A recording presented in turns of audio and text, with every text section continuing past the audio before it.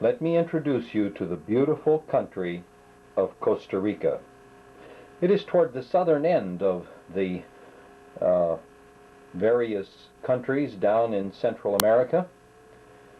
It has a stable government and a stable economy and no military.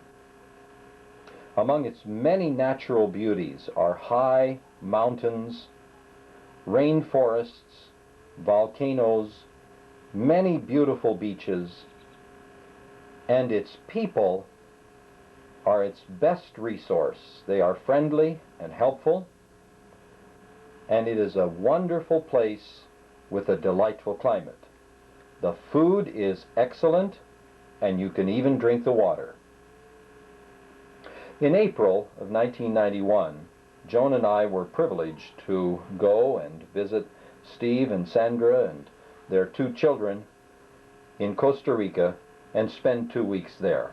We'd like to share a little bit of what we experienced in that beautiful little country of Costa Rica.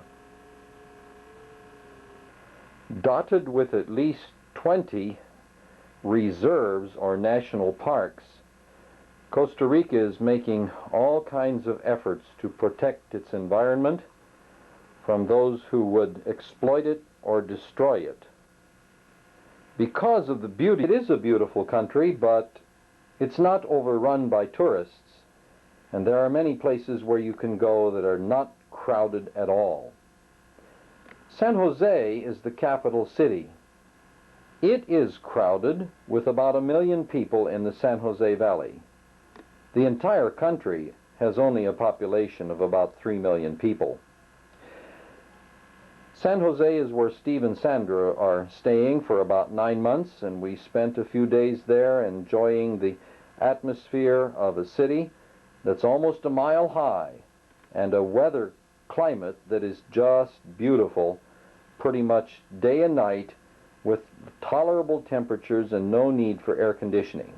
While we were there, we visited basically 3 different places. We went from San Jose to the northwest to a place where there's an active volcano. It's called the volcano Arenal. We watched it spewing out smoke and fire as it erupts about every hour. We went around this lake called Laguna de Arenal and went down through the countryside, seeing all of the thousands and thousands of herds of cattle. We crossed over the river here on a ferry boat and went right down through a little town here, down to a town called Samara. There at Samara, we had a beautiful beach condominium and spent about 4 or 5 days there in the most beautiful water and the most beautiful setting you'd ever imagine. We returned to San Jose, and after a few days, an earthquake hit, and that meant that we could not go to the Atlantic side.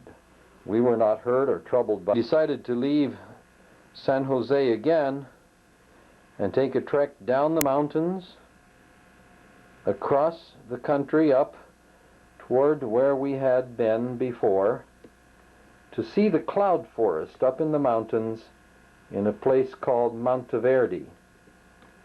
We had a wonderful time, and you'll see a few pictures of that as well. We had a safe trip in all of our travels, and no one was sick. Everybody was happy, and we thank the Lord for the opportunity that we had to go to this little place and visit. Though we may never go back again, we sure wish that we could buy that condominium that we saw down here on the Pacific coast. That's about as close to heaven as I've ever gotten. Now for the on-site pictures.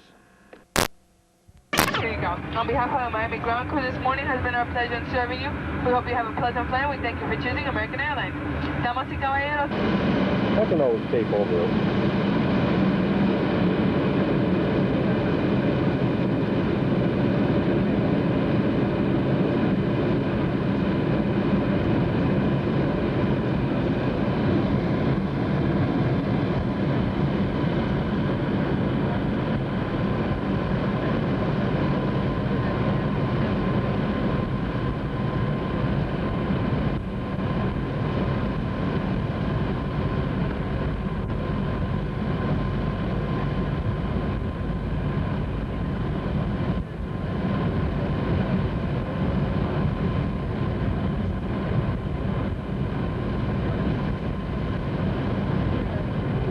Up we go.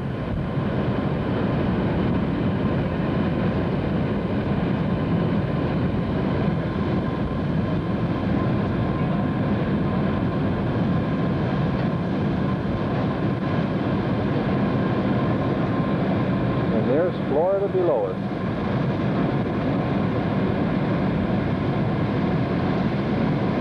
It's a kind of a dreary day today, so we're not going to get a real clear shot, but there it is.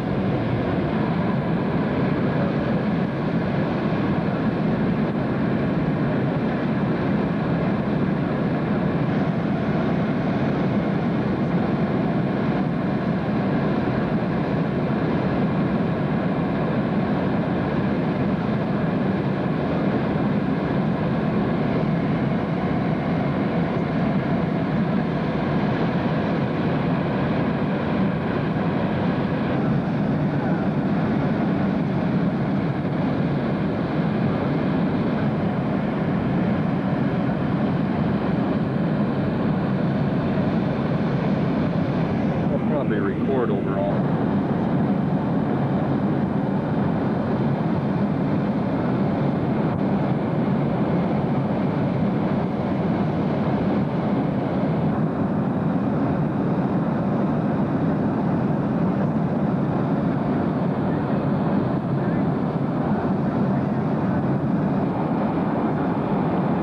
This is the island of Grand Cayman. Flying from Florida down to Costa Rica. And now we're coming in to San Jose.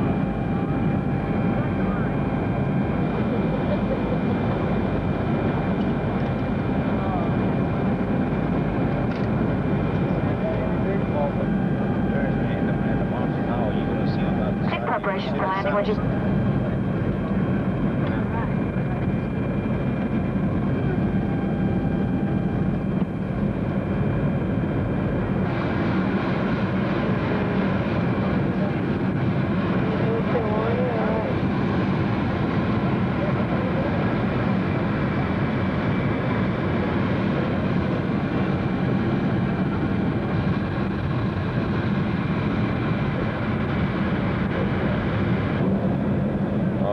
Now we're just landing.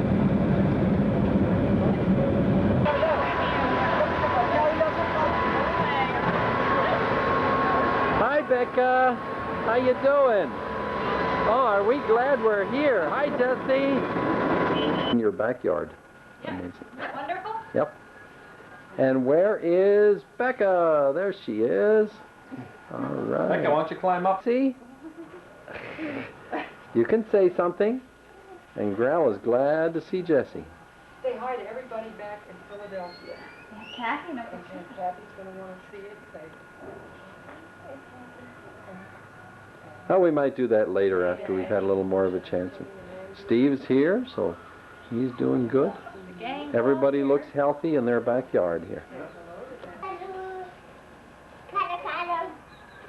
Got little chairs for the kids there. own little rocking Hey, chair. whoa. Your very own little rocking chairs to enjoy the cool breezes in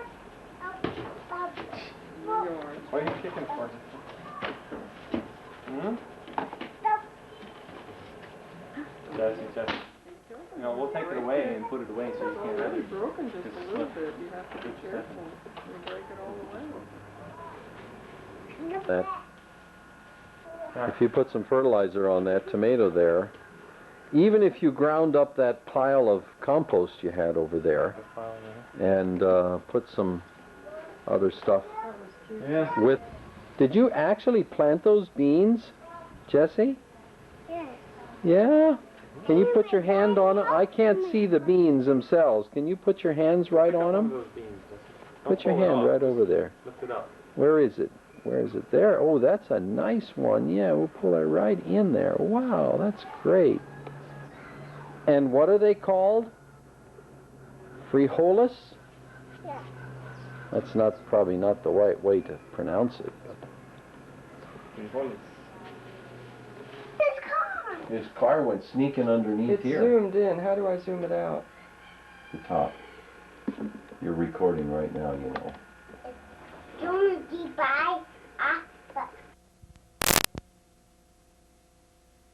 Jose, Costa Rica. And this is called kind of like a bank square because there are major banks all around us. People coming and going all the time. And guess what? There's a McDonald's right across the street. Isn't that something?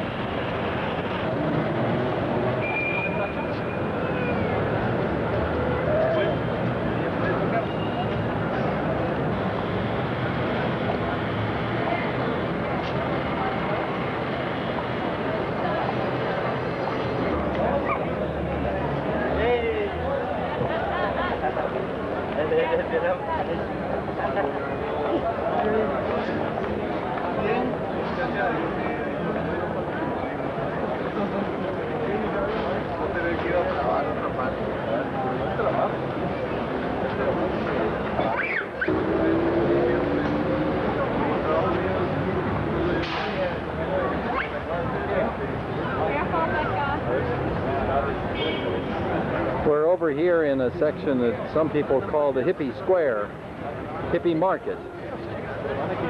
And we just bought a pair of beach sandals.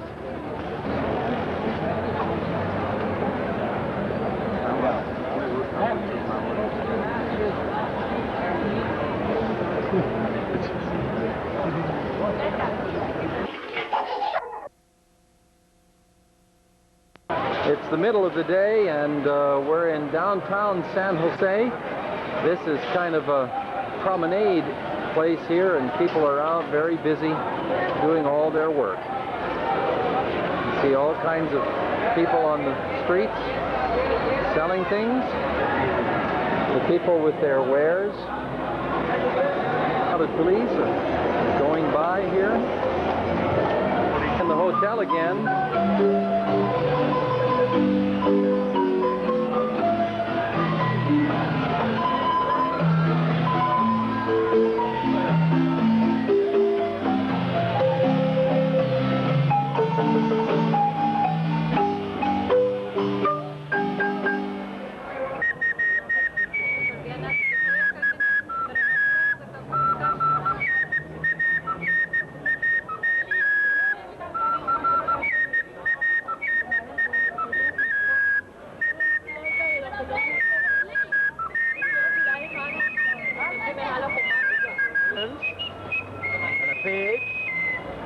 National bird. And the toucan. And a toucan and a dish. Ah, gracias, senor. We are in a little town called Moravia. There are a lot of tourists come here, and the children are out in front of the cathedral.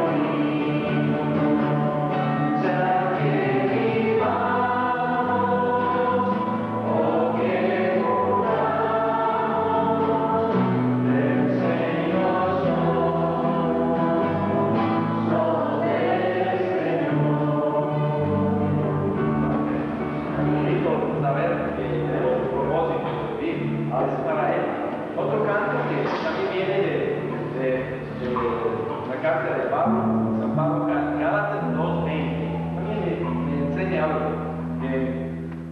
Porque el coro, que es lo que hace, que es así.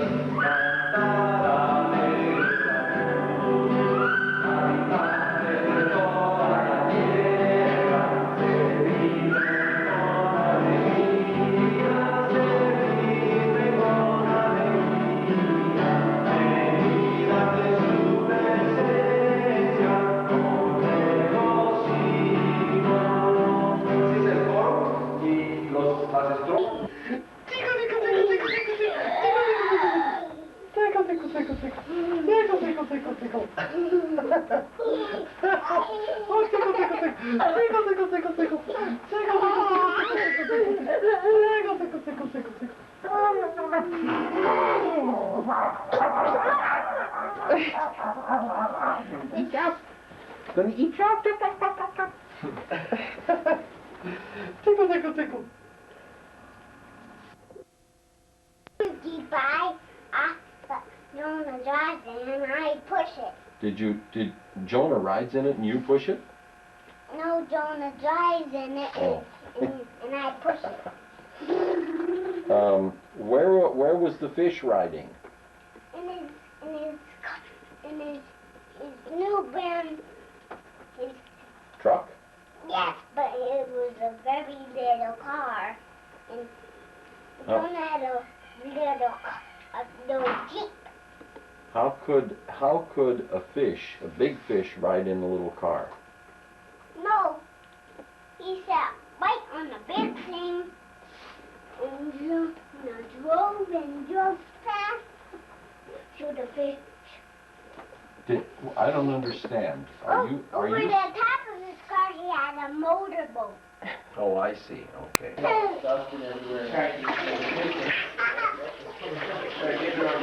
Hey, Jesse, what are you doing? What are you doing, huh? Becca, what are you doing, honey? You having fun? What's the name of this town? Naranjo. And Which is where? a male naranja, which is a seedless, supposedly seedless orange is a naranja. Uh-huh. This appears to be a very, very pretty little town with a nice square. It's north of San Jose, and it has a gorgeous cathedral there, and here's a little park where people can sit and rest and share the telephone booth. And guess who's coming here? And there's a picture of the beautiful cathedral right in town square of this nice little town. Here comes Becca and Sandra, and we were just admiring these gorgeous royal coconut trees, huge and tall.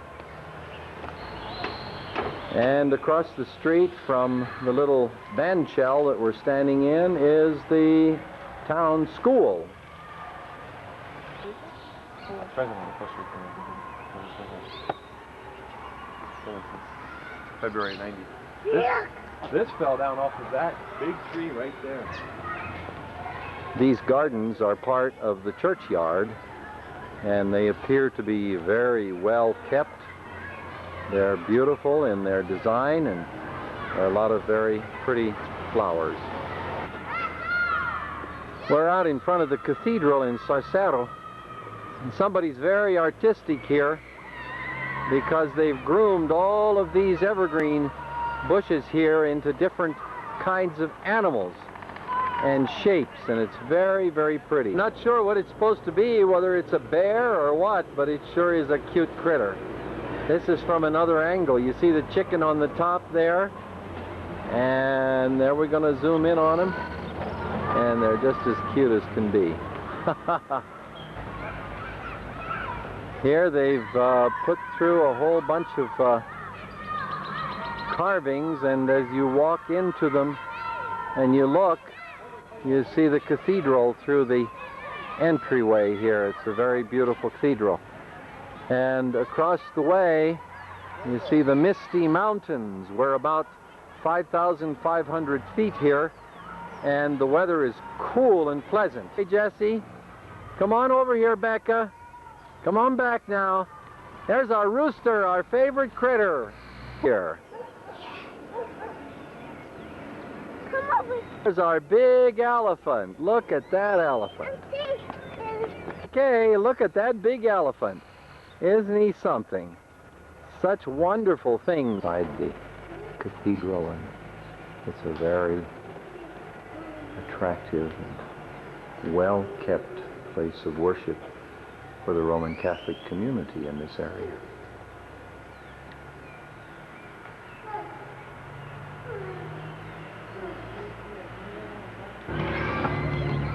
What I notice is that the sounds and sights of children playing is the same no matter what country you go to.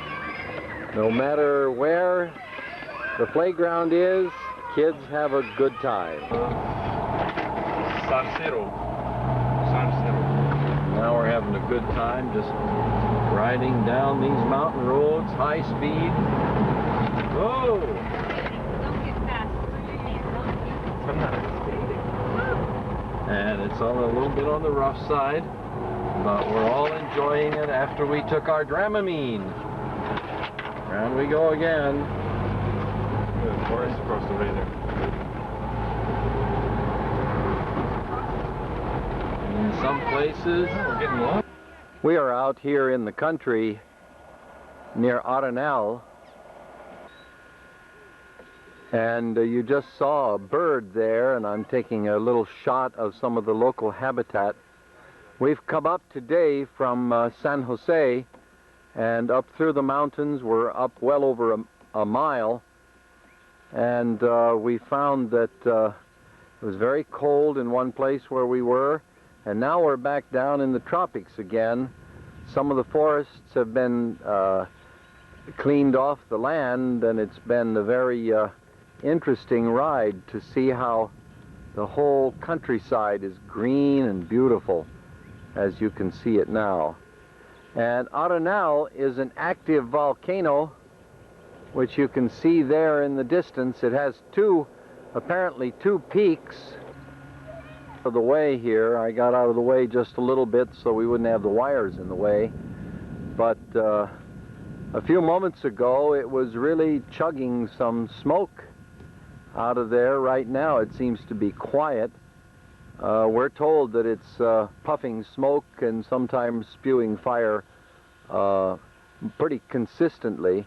We'll be looking at it more.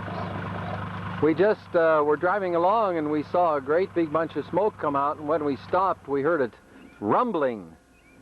It's rumbling like crazy now, and the smoke is coming out. We're going to come in close there and take a look at that.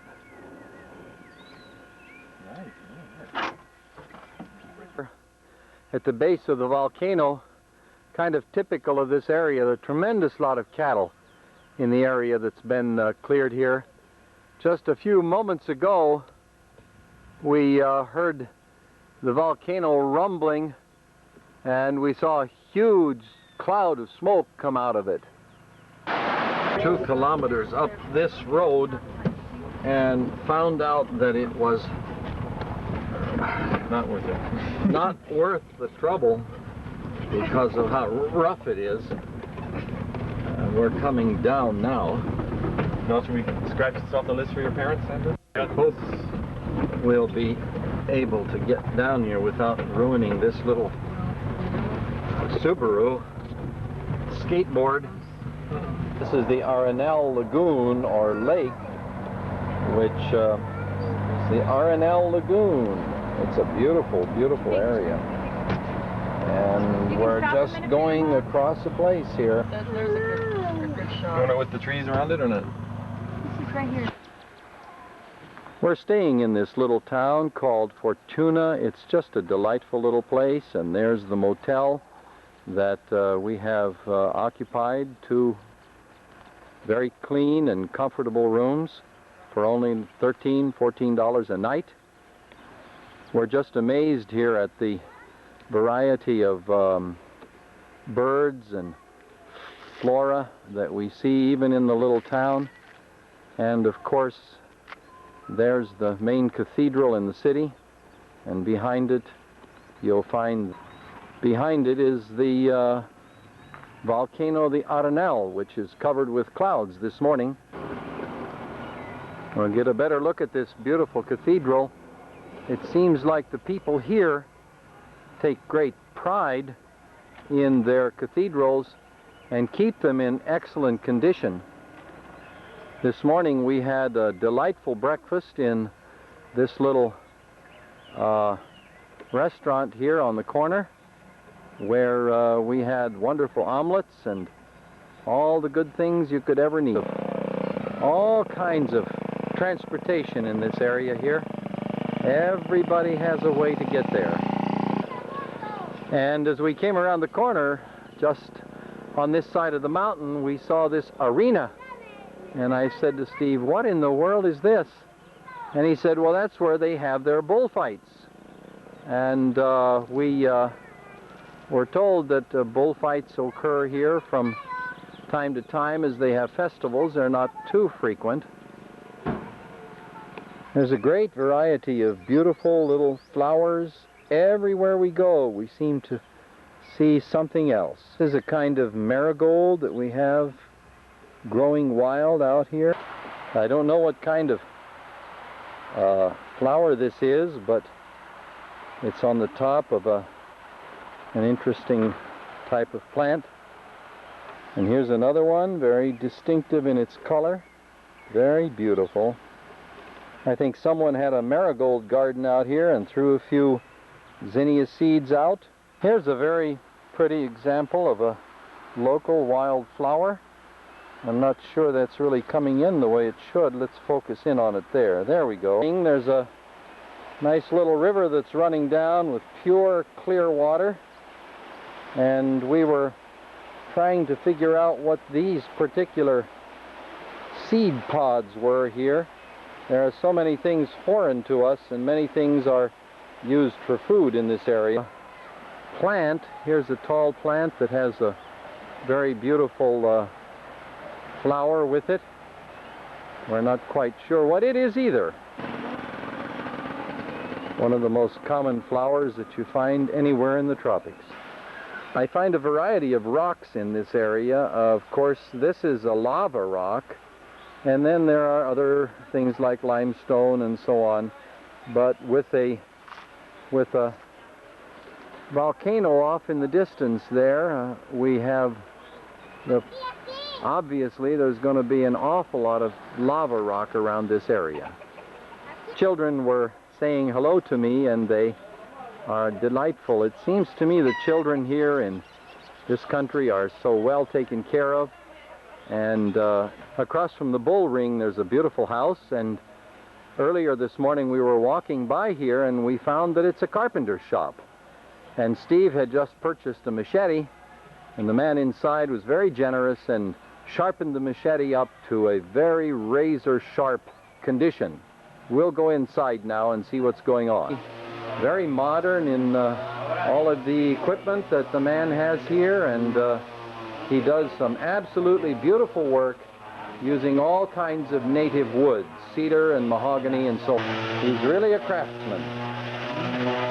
And he has his son working with him over there at the lathe, and he seems to know exactly what to do. Carpenter's shop, with very typical carpenter's shop, with all kinds of wood laying around, unfinished pieces, motors, equipment that's used and not used, and some beautiful board.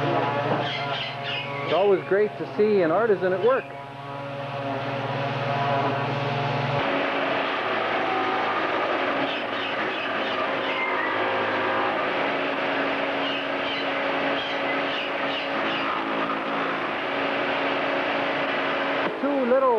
Two little parakeets up here. They are beautiful little guys.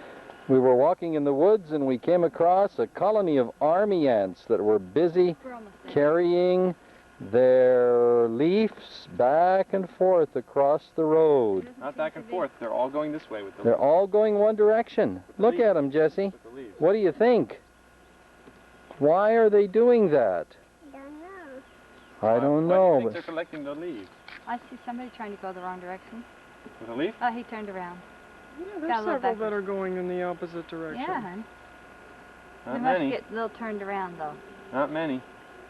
There's a guard ant that Goes back and forth and makes sure that these guys are all going the right direction.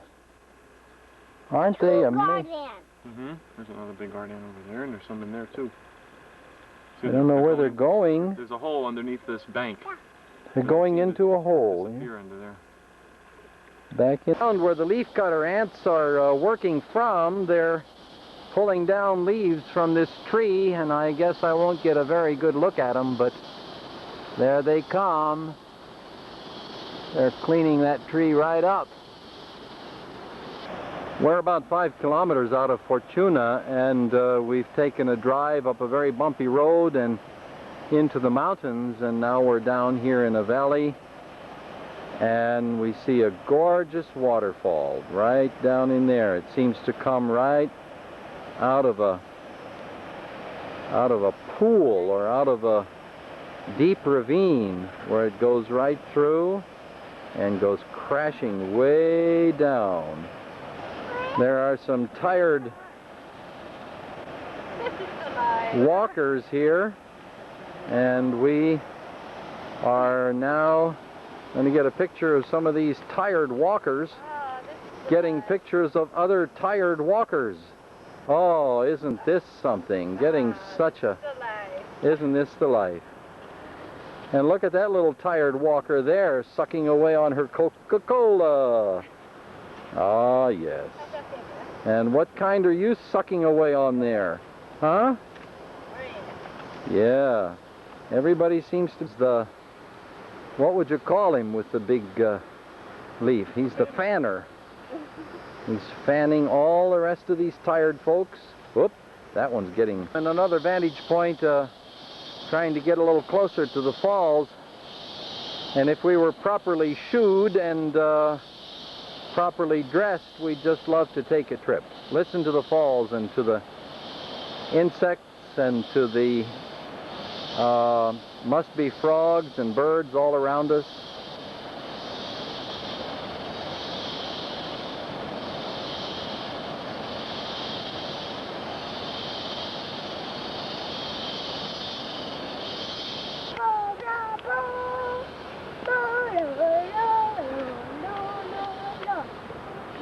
Thought I'd try the macro on this and see if we could get a real close-up of this little flower here. Through here, I have a very hard time getting them.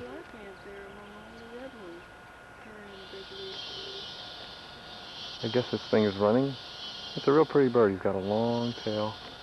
See if I can get him to walk. Get him to perform a little bit. We're gonna have to look him up. Oh, there he goes. He just flew.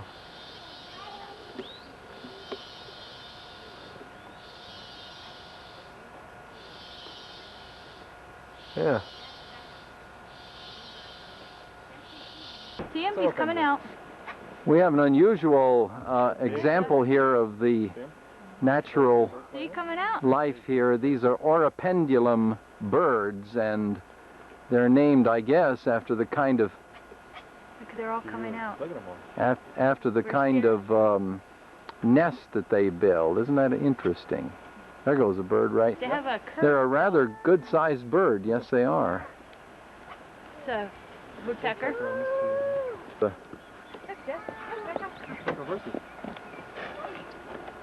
Bird in focus. What kind is he, Sandra? Some kind of creeper. Not sure which kind. Oh, there are hot springs that feed this river that's coming down. The water is pleasantly warm and comfortable, and we're going to just try to get in there and warm our feet a little bit and wash them off. It sounds so nice and it's so beautiful as the water comes rushing down.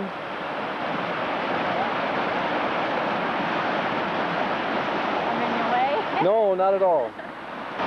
It's a beautiful pastoral scene here, and it appears as though the hillsides are just loaded with birds. We're going to try and get some close-up on some of these birds that are in this area. There's our little vehicle that we've used to get down here with. It was the first one to get in. Sandra says it's beautiful and hot. I missed my bathtub. Lodge. Here we are back at the hot springs. And though the official hot springs is closed, we found a different way to come in. And we're going to enjoy it a little bit. I don't know if anybody's here, but oh, look at this bunch. Look at this bunch of soft, hot tub religion people. My goodness gracious. Hey, Jesse. Jesse, what do you say? Anybody else have anything to say? Yeah, I sure do. I'm out here filming, and it's tough. The temperature of the water is about 100 degrees, and the temperature of the air is about 80, 85. So you see, we have just a perfect setup here. And it goes on down here. This water is heated by the volcano, which is about 4 miles or about 10 kilometers up the way. And everybody's having a good time, as you can see. We'll get a real good close-up of some of these people who are polluting the streams of Costa Rica. Everybody look up one more time.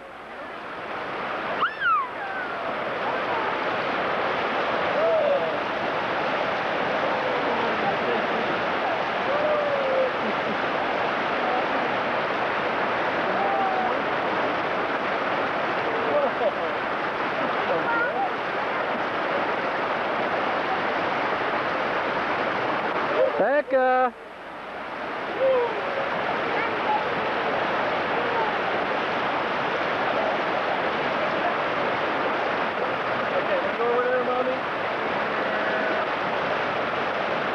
Here's the bunch.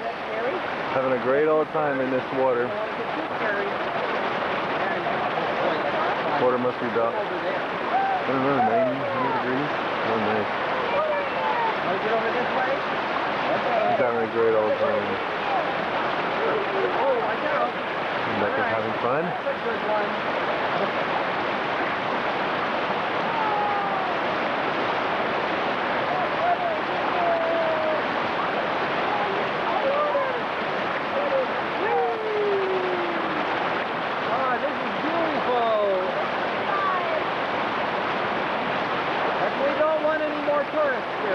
No. We're trying to figure a way to pipe this into our house in San Jose. Hot bath water. It's Thursday, April the 24th, 1991, and about 7:30 in the morning. It's a very muggy morning here in Fortuna in Costa Rica. I just came out here to take a few shots of some of the flora that we've got around here, and banana trees are everywhere. It's just amazing how many of them there are. These are watermelon vines, and it just reminds us of how much wonderful fruit, fresh fruits and vegetables there are everywhere we look. There are coconut trees everywhere, and there are two varieties. This particular variety, the coconut, is more green, and we'll see another one in a moment. This is an orange tree, and the fruit is just moving toward ripening right now. Oranges ripen at different times. Right at this time, it's rather hard to find them because they haven't come into their season yet. The elephant ear is a very popular decorative plant that you find in almost everybody's yard around here. This variety of coconut palm produces very profusely and is best liked for the sweet and delicate flavored milk that the coconuts have inside of them. Puppy dogs can be seen everywhere. It seems like almost everybody's got one of one size or another. The papaya tree is producing this time of the year, and it produces a very large fruit, and it's very sweet and good for you. Everywhere you can see these beautiful flowering bushes and trees as we walk along, you just see a great variety of beautiful flowers. There are over 800 varieties of birds in Costa Rica, which is more than all those combined in United States and Canada. And everywhere we look, there's another kind of bird. Pop store, the dental clinic,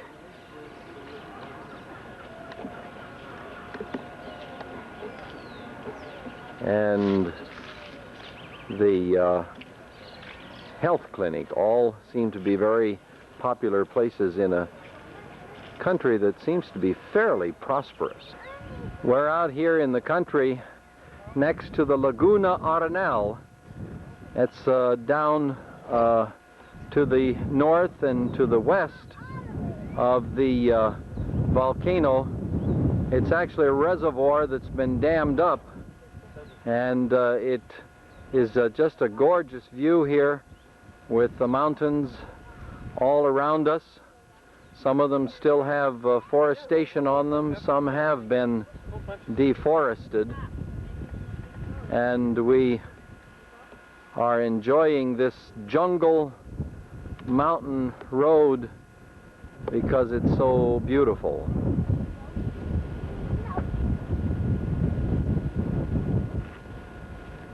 The nicest views we've seen yet of Arenal. Clouds and blue water, rain, signs, and everything else.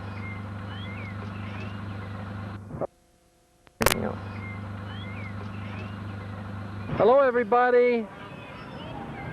We are in the town of Tilaran, which is on the south side of the lake that we've been seeing. And here's the beautiful cathedral. Every town seems to have its large Catholic church. The school children are out playing and enjoying the swings over there. And the entire town seems to be clean and neat and looks like it's very prosperous. And there's a beautiful flame of the jungle tree that seems to be rather common around, and that one is in full bloom. Becca's trying her very best to get up there.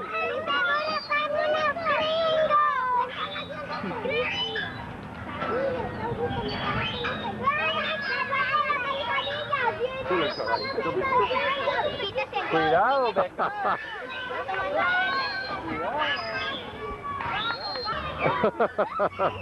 I hope I got it. What are you doing, Jesse? Going down? We were riding along here, and all of a sudden, guess what we saw? An ox cart, which is a rather rare thing to see in Costa Rica anymore. There's the river. There's the river. We're on our way to the beach. And we've got to take a ferry over to that side. And this ferry has people on it that we know. There's Becca. And it also has our little bug over there. Our ferry is just in the process of coming into the slip. And pretty soon we'll go by the grass hut and head for the beach. We're still proceeding toward the beach, and we stopped in a little town called Nicoya, which has a very old adobe church. And we'd like to get a picture of it from the back here. Across from the church is a lovely town square. Everything is green in there as though it's irrigated, even though around us it's rather dry at this point of the year. Now the question is, was the long ride on bumpy roads and the heat and going through the jungle and the savannas of central Costa Rica worth all the trouble? That's the question we're going to deal with this morning. And we're still not sure whether it was or not, but as we look around, it's not too bad a place. What is today anyway? Friday the 25th? Fair. Really doesn't make any difference, does it? We're looking from the veranda of our little condominium here, and guess what we see? One of the most beautiful, unspoiled beaches that I have ever seen in my whole life. Just look at it. Take a close look at that beach right there.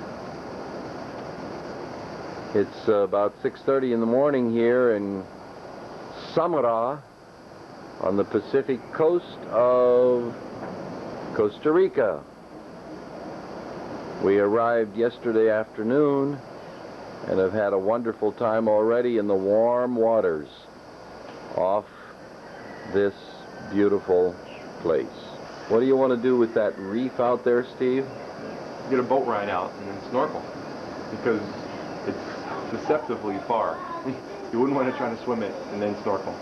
You'd be exhausted after trying to swim that. It's quite a ways out. We tried it once. What would you find if you snorkeled out there? Well, probably your average tropical fish like parrotfish and angelfish and a lot of other things. We didn't see a lot when we came here last time. Well, it was fair because we didn't really find a good spot. It was either too wavy or murky water, but out there it should be just right. About how far is that? A mile out? No, I don't think so. Not that far, I didn't think. We keep watching that reef out there. It's not a reef, actually. It's probably just a bar of rocks. And so that'd be a beautiful, beautiful place to go out to snorkel, except that the sun is extremely hot here, and we have to be careful not to get sunburned. We hope to be able to go out to this island and spend an afternoon there sometime, snorkeling. And then down on the other side, there's the end of the bay. As you can see, the fishing boats come in to take their catch there. One of the most common ways of transporting people into this place is the old DC-3, and he lands right on the beach. We've got a group of howler monkeys right up here outside of our door. We're trying to get a good...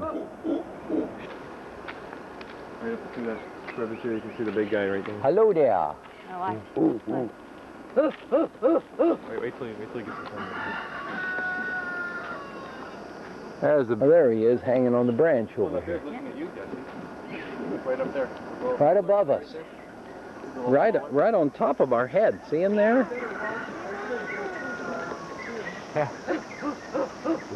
Let's see his little face. Woo, woo, woo.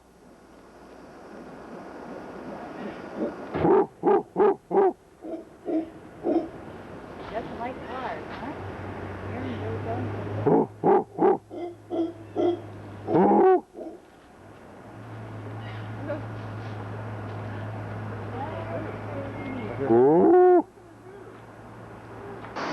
It's about 9 o'clock on Friday morning, and we've decided that we wanted to come out here and check on how this beach is.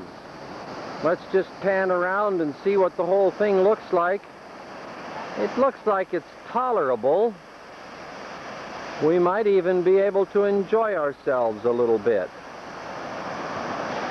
Now I'm just catching the scene in a little different perspective.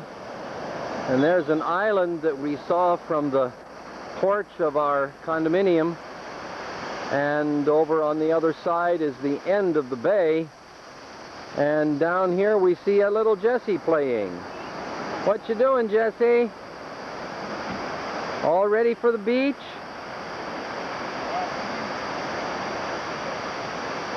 Jessie? Hi.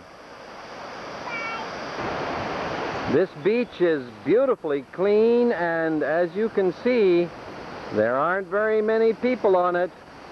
In fact, this morning we have it all to ourselves, except for thousands of little sand crabs that play on the beach and that run into the holes that they make as soon as you get anywhere near.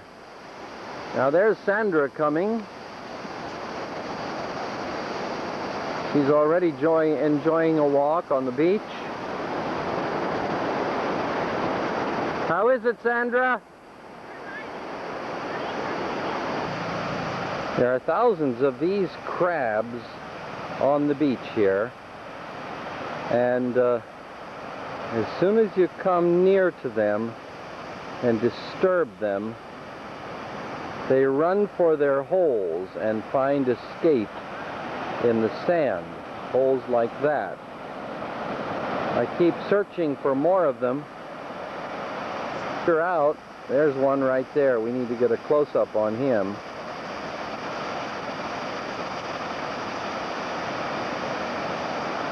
Everywhere you look, there are crab holes, and at night they come out and they run all over everywhere and get into the outside showers and just end up being a nuisance wherever you go.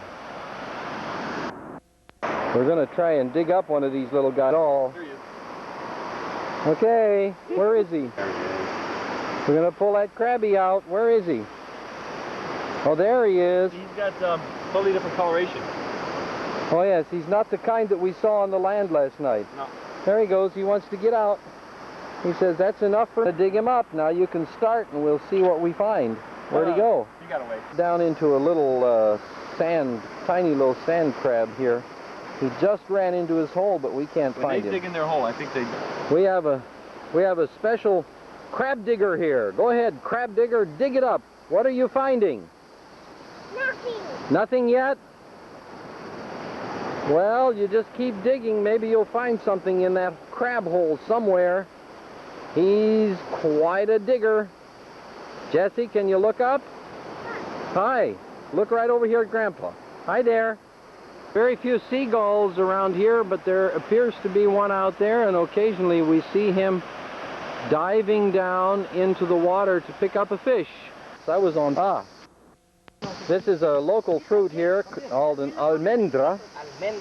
And when it's broken open, there's a seed inside, which is rather tasty, and people just enjoy eating it now and then. There are a great many of these trees around, and they most of it goes to waste the way it looks.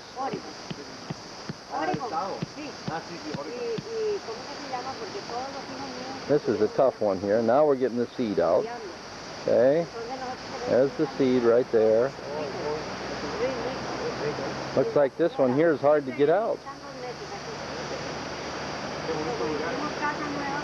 Good? Bueno. Bueno. Uh-huh. That's good. The beach here is lined with various kinds of trees and a great variety of home styles. Some of the national folks live here, and este sonido. Listen. Yes. Chicharra. Chicharra? Chicharra, eso. Okay. And then again, we come back to this beautiful scene out here. Some of the critters that are making the noise here look something like this. Now that's a pretty amazing critter. Yeah, that's a beach beetle. There he is. We'll look for one of those, won't we, Jesse? This man was saying that they make jewelry out of the beak of this critter. It's a rhinoceros beetle almost. Kind of a rhinoceros beetle style. Esta parte trae suerte. Sí. Sí, sí, es cierto. Sí, ¿verdad? Really? Really? Really? Yo no creo en superstición. No, really. Sí. Es cierto. There's the bottom side of our beetle. Diga ahí que este es mucho suerte. He says that you get luck. You get good luck? Good luck from the horn. From the horn. No, los Okay, joyeros, well, los joyeros, Sí, los joyeros ponen oro aquí. Oro. Es golden. Sí. Golden is here. Todo. Sí. No, aquí nada más. Sí, esa parte, Esta parte. Sí. Mucha suerte. Ah, now have him put it in his pocket again, because that's kind of interesting. Ok. That he would carry it in his pocket. Lo encontró allá en la calle. Sí, en la calle. Yep. You like that beetle, Jesse? Put him in your hand. Jesse's not real eager to do that, see? What do you think, Jesse? You like him? It's him in his pocket. He carries him around. I think he thinks it's good luck. We're looking up the tree here, right by the beach, and there's a large termite nest up there. Sí, yo recuerdo, yo estaba en México. And if you look down the tree, you see dark veins that run down the tree. And we're going to go over here and try to get a picture of the termites themselves. Hold on. And here's one of those veins that comes down. We'll try and get a real close-up of where we scraped the vein and got a picture of how these guys are trying to repair the damage that we made, and I'm not getting it focused quite right. ¿Dónde está José? Estamos estudiando, somos estudiantes español. Close-up Pero todavía no hablan of these español. termites here. Ah, there they are. And Estás grabando. Grabándolo. they run up and down the tree, but they have their own runways, and they make a kind of a vein that covers them up so that they're safe. It's a very, very different way of living down here. People will always stop and talk with each other and pass the time of day talking about how things are going.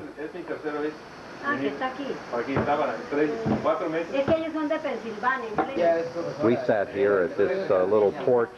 People are improving their home, and we just sat here on this little porch for about 20 minutes and just talked. And as you can see, they really do suffer a lot because they're right here on the beach, right by the Pacific Ocean. This little pet paraquito just got his bath, and they keep his tail and his wings clipped so that he doesn't fly away. And his keeper is just as pretty as he is. In the backyard, this family has a couple of banana trees, and here are what they call the square banana, which is particularly good for cooking. Take a close look at that baby. There's another variety right nearby that grows quite a bit smaller and is very good for eating. Friend in the backyard. Jesse, are you having a good time? Jesse? Jesse will talk Spanish when he gets with other boys and girls who do. This gentleman was a senator who represented this state to the Senate in San Jose. He was the official greeter for John F. Kennedy, who visited here during his presidency. And when Kennedy was killed, he was sent by Costa Rica to Washington to be there during the funeral. He also spent 2 years at the United Nations as a representative from Costa Rica. He and his family own about 300 acres here near Samara, and they have, they're just in the process of building a house and finishing this house made of teak and cedar and mahogany and other kinds of wood which were cut from their place. This is his daughter-in-law. We've had a wonderful visit here. Thank you. This is the shot of their house. They were just working on the first floor, finishing out some of it. It's just beautiful, beautiful. And by the way, the man who had the big beetle in his pocket told us that he was a Buddhist and worked for the post office, and he believed the beetle would bring him good luck. Well, as you can see, we're suffering here in the sun, enjoying this gorgeous day. It's about 90 degrees, and We're all getting settled in. Right on the beach behind where we are settled and where our little minivan is parked is this huge mangrove tree. We're going to zoom in on it and then walk in there and see a little bit more of what this thing looks like. It's an amazing growth of dozens and dozens of trunks going up. There's a closer proximity of the way it's working. We'll walk into it here and just look and see what it's like right across here. Isn't that incredible? And that's about all we can get on here. There you go right into the middle of it and you feel like you're just in the woods and you've only got one tree. We're catching a flycatcher here, a kiskadee on the wire. This is a beautiful flock of shorebirds. We'll try to get the name of them a little bit later. It's Friday evening here and the beautiful evening is setting in. It's a gorgeous time of the day as we see the children playing here on the beach, and it's a little different vantage point from what we had before. And there is a fish out there. I think her name is Joan. She's having a ball all by herself, playing in the sand, playing in the shore as the waves come in. Yeah. Can't you do it by yourself? You want to go out and play with Grandma? No, I can't take it off. She's just in the process of coming in right now. There she is. Doing, running.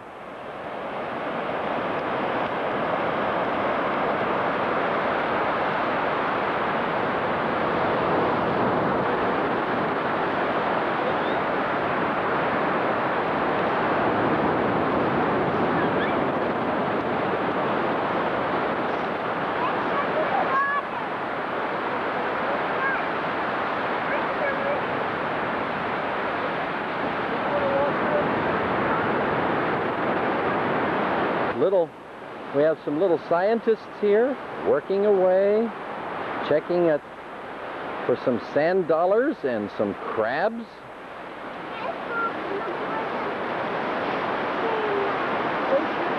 This is a kind of a virgin area right now, but there's someone in the process of building a hotel in this area once everything's cleared up, and surely there'll be thousands of tourists here in the near future. There's a great white egret. This is the plot of ground that was leveled and filled in for the hotel. And it's been several years since that happened, and everything's been put to a stop because of ecological opposition to it. There's a great mangrove swamp that is just teeming with life. And the section that you just saw was filled in. It used to be just like this view that you see right here. Now as evening is setting in on this beautiful scene here, we see a few beach bums. They're still enjoying their time here on the beach and playing in the sand, having a good time. And up in the sky we see the moon is beginning to come in, if we can find it here. Ah, there it is. We'll bring them right on in. Thing, Becca. Are you having fun?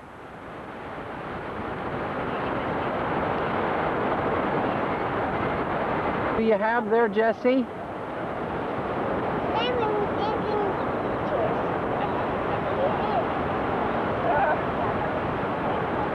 Can you dig some more?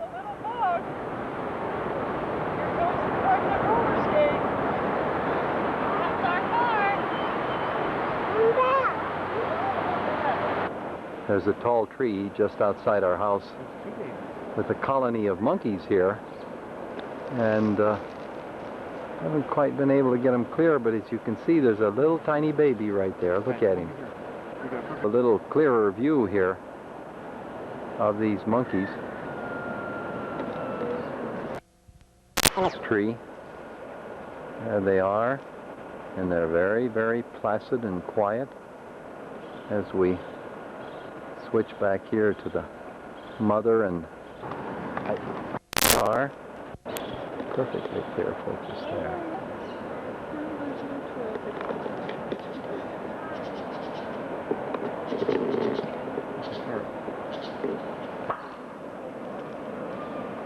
Oh, okay, Mom. Thanks.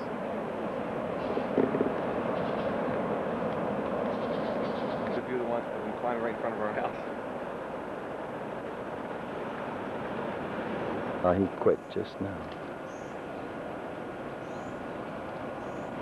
Beautiful little bird. Let's walk down.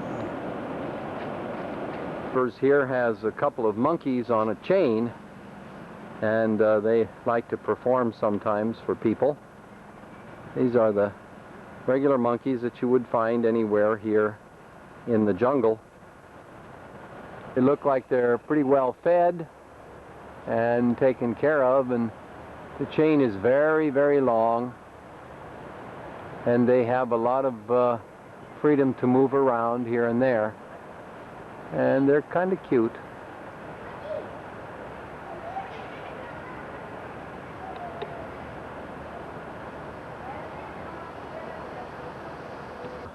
Very common bird here, the vulture. Shoo! Shh! Shoo! Shoo! Is here overseeing his flock of chickens. These roosters tend to crow morning, noon, and night. In fact, they start crowing about 3:30 in the morning here. It's Saturday afternoon here, and as you can see, there's been a tremendous influx of tourists. I think there are 13 of them here on our favorite beach. And of course, these are our most favorite people here. They have all their backs to us, but they're on their way out there to the ocean to have some fun. We're fighting this.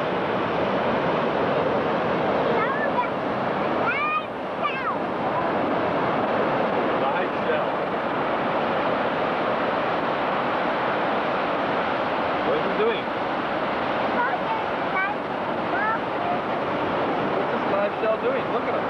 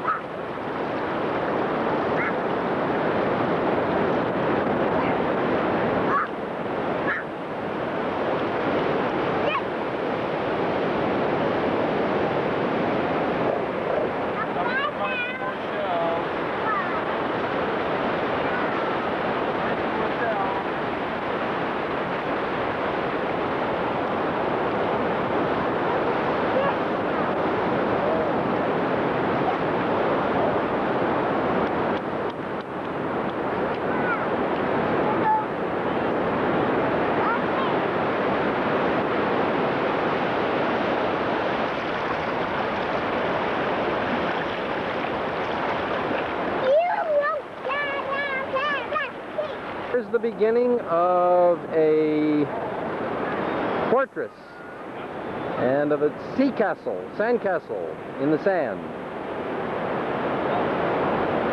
That can help?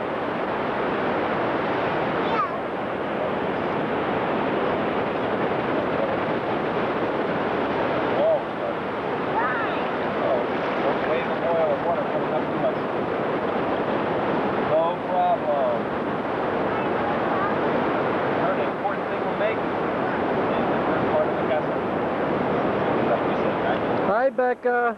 Right here. Hi, Becca. Back and forth. Back up. And now we'll make our castle. Actually, we should start digging here. You dig over there. You dig over there a little bit. Because that way we'll collect all the sand and put it all in one big pile. Okay?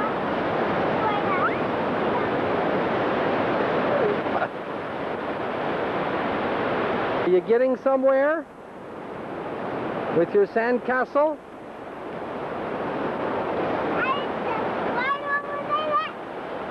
Yeah.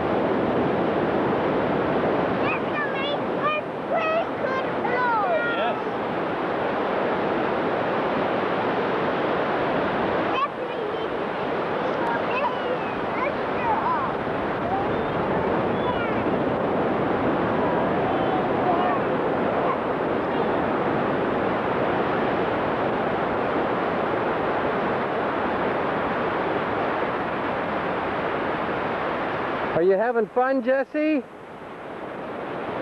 Becca?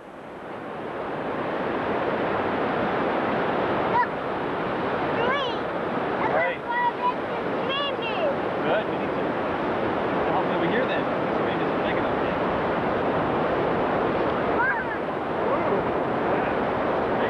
Right down here.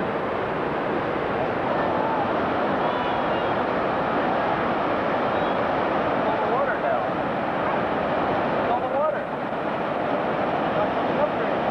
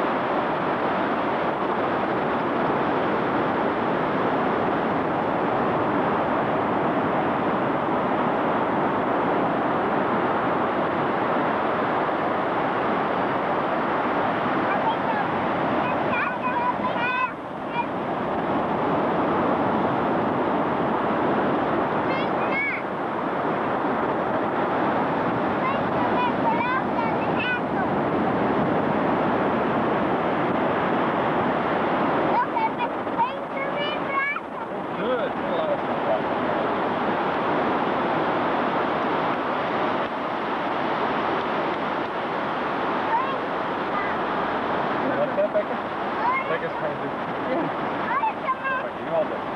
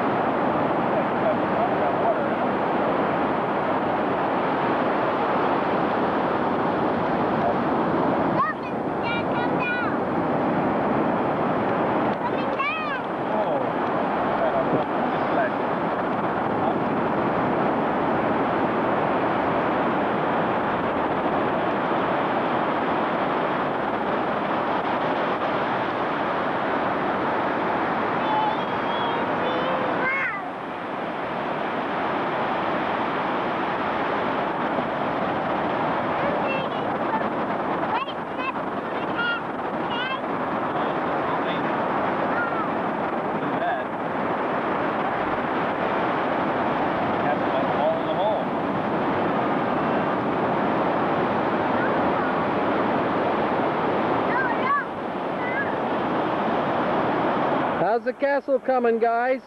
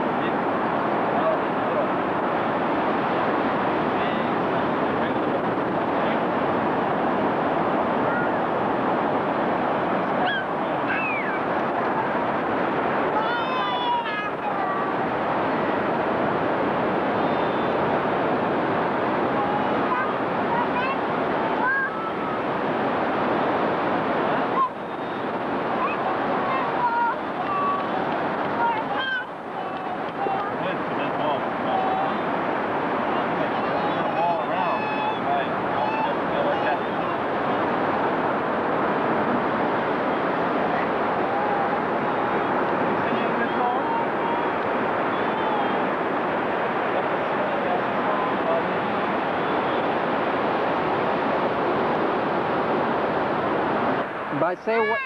Okay. That's quite a castle you built. The building is stronger.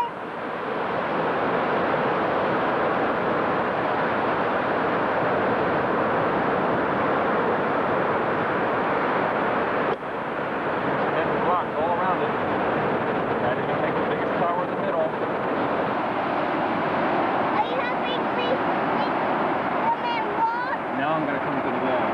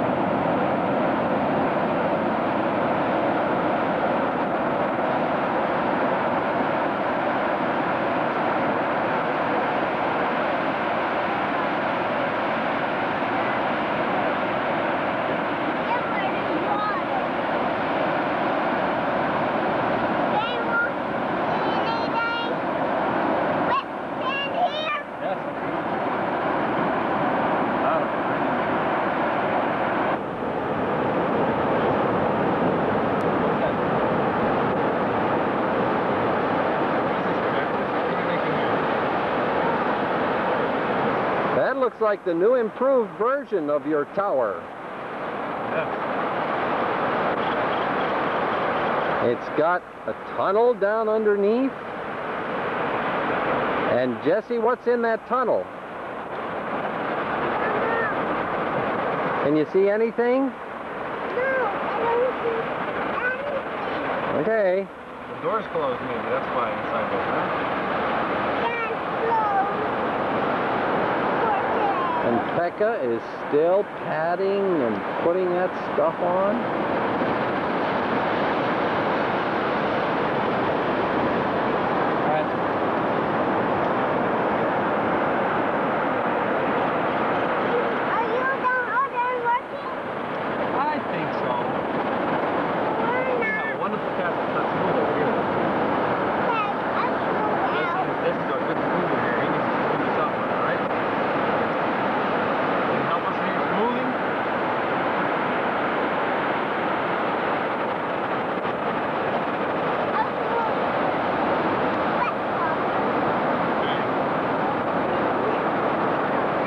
Hi, Becca.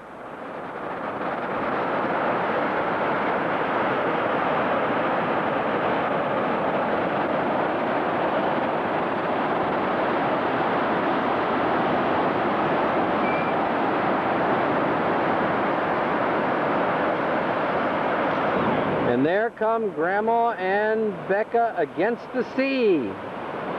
They've just had a good time out there. And we hope they get back safely. Here they come. Now, what are you doing? Are you smoothing the sides? Jesse?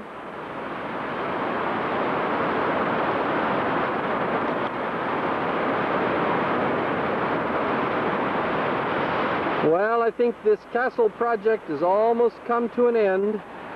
And now we have a completed castle, and night is falling, or the Samara beach, and we've all had a happy time today, except for Mommy, who hurt her foot. She'll be getting better. Beautiful mountains around, and our favorite island out there, and with our little ones playing in the sand, enjoying themselves. It's a bright, sunshiny day, and we are all having a good time in the sun. We can't stay out in this sun very long because, wow, it'll just burn you right up.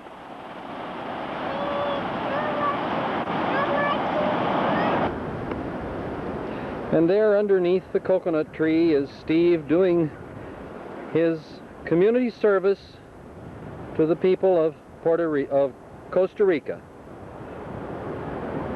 We've been able to set up our camp for a few hours here in this unused coconut grove, and we've been fortunate enough to find a few ripe coconuts.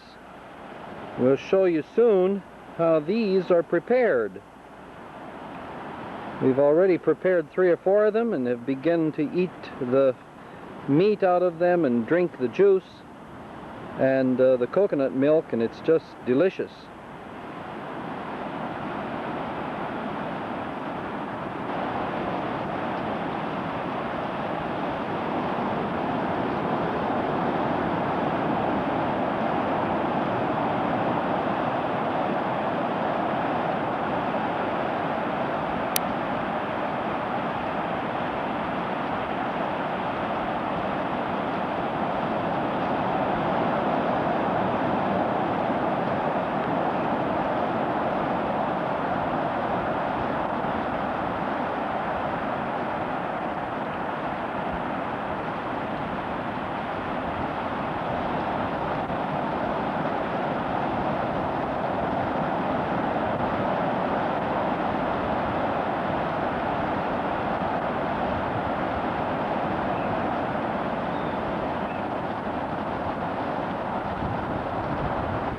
This is the amateur's demonstration of how to open up a coconut.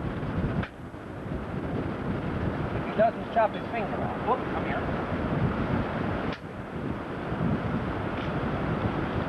I think that's the way to do it, Steve. Cut the bottom off. Cut the bottom off. You sure this one's got milk in it?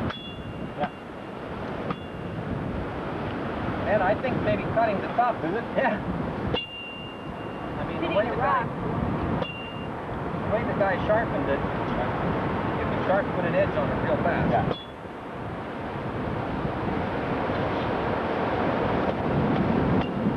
There are people who know how to do it real fast. But we don't.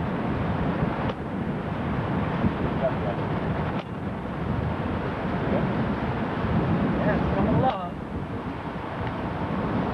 Now we start tearing the bark off.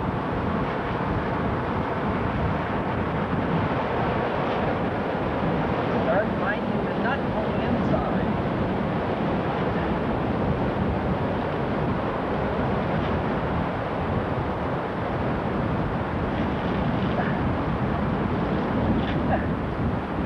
There we go. Getting down to the nut. There it comes. There we are. First view of the nut. Look at that. There you go. The bark off the outside. What is the bark used for? Burning? Fires? Makes great bonfires, yeah. Makes great bonfires? I don't know what else. Oh, that's right. They clean floors with them? A good piece of it across the top. They use it to scrub the floor. Uh-huh. Real tough. Here it goes. Oh, looks like I chopped into it a little bit. There we are. Oh, the coconut. Takes some work, but it's worth it. Nice one. Full of milk. How do we get into the milk? Yeah, you might want to chop over the hard shell off. Not too much. It's white stuff. Here comes the straw deliverer. Come on over and have a drink, Jen. There, plastic straw provides the mode of surviving in this dreadful place. Is it good? Is it good? That's great. Sweet. The milk has a very delicate flavor and is very nutritious. Now look at Grandma and tell her what you think. What do you think, Jessie? Good? Is it good? It is good, isn't it? Turn around. Come over here closer. Jessie, watch this. Come over here closer. Step on. Come over to Grandma. All right? That tough little feet. There we go. Look up at Grandma there. Hi. Give her a great smile. Drinking coconut right milk. from the grove. He's The gonna nature empty that. boy. The nature boy drinking the coconut milk. You gonna drink it all? Are you done? A little bit of that coconut milk. You like the milk, Becca? The coconut meat itself is very rich and sweet and delicious, especially when it's fresh right off the tree. And it's good to just munch right on it.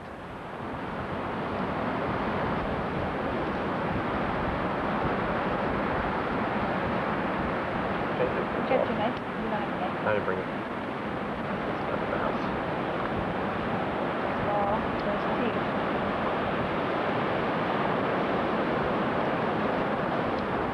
Is it good? Becca, is it good? Is there any left in your mouth? No.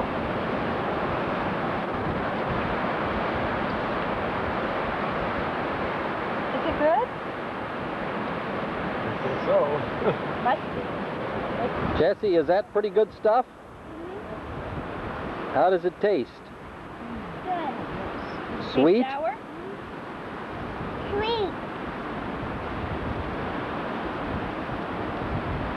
Is there any way that you could like break that in small pieces? Oh, sure. Need a rock. This is the way we try to get this coconut broke into smaller pieces so that everybody can have a share of it and can enjoy it. Daddy likes it. Becca would like to. You gonna break yours too, Becca? Becca is excited about it. Grandma's going to enjoy Break a some of piece this. for you. Go ahead, eat some, Grandma. I'll break It's some good for you. stuff. Everybody has sour. Put your taste. Yes. And is Mommy eating some? Of course. Of course she is. Right there she is. Daddy's going to break some more up so that everybody gets a piece. Life is simple here. We don't need many tools. Rock. This is the Stone Age that we live in here.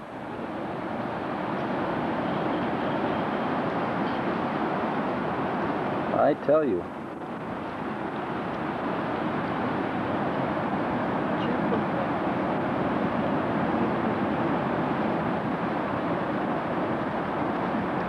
This is going to be called The Coconut Eaters, this film. It's going to be about people who live on coconuts only. I'm going to finish out this tape here with just one last shot of the ocean.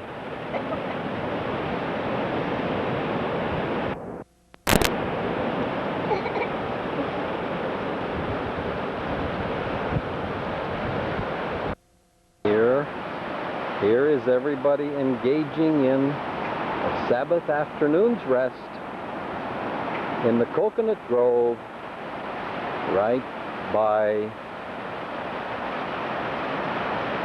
the beach.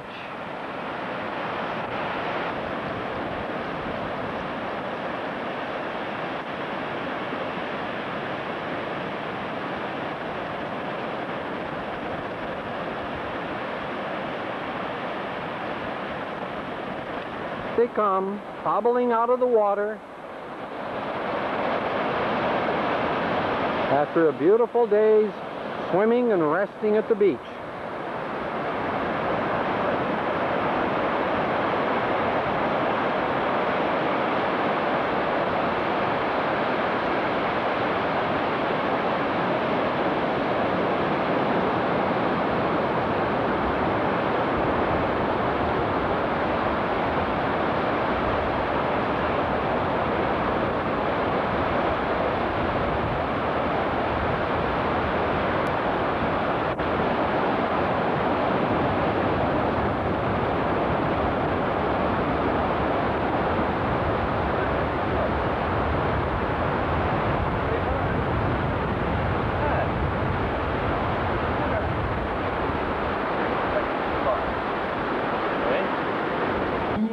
There's nothing wrong with my nose. Nothing at all. Those pancakes smell better than any I ever smelled with my nose before. Becca decided to take her Sunday afternoon dip in the pot. Becca, what are you doing? Why did you sit in the pot? Because, she says. Becca, come.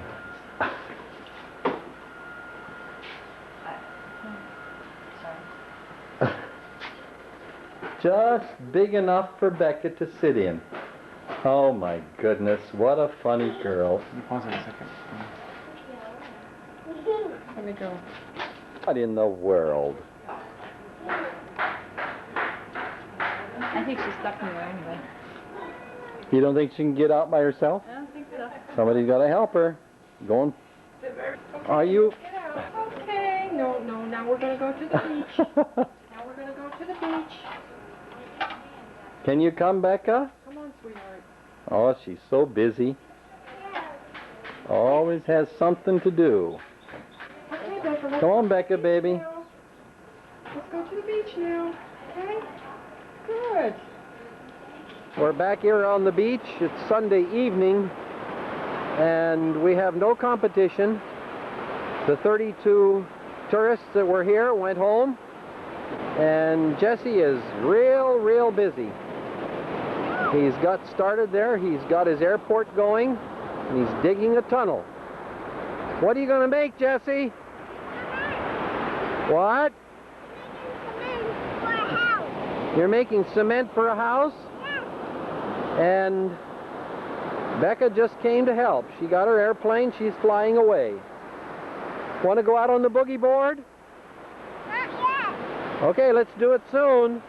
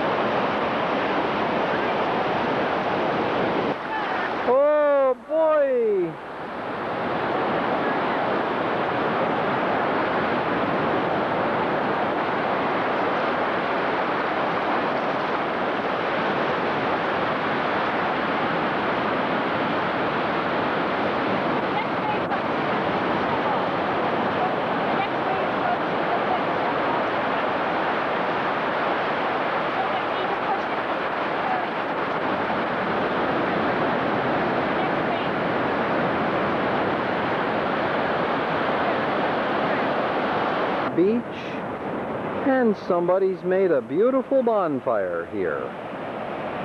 If we had some hot dogs, we could roast them right here on the beach. Wouldn't that be fun?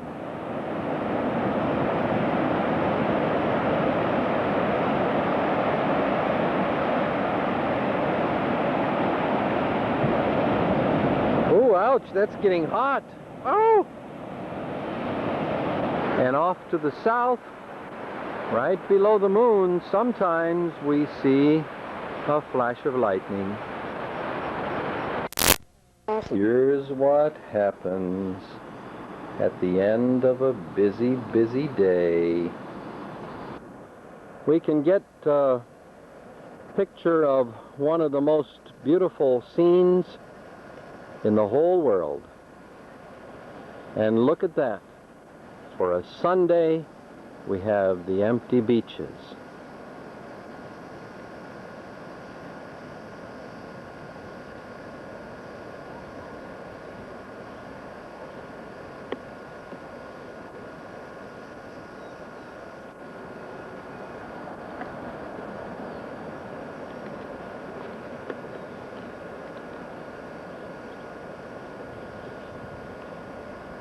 And there's our villa. That's where we've been staying, right there. And then we take a little closer look of this beautiful, beautiful place.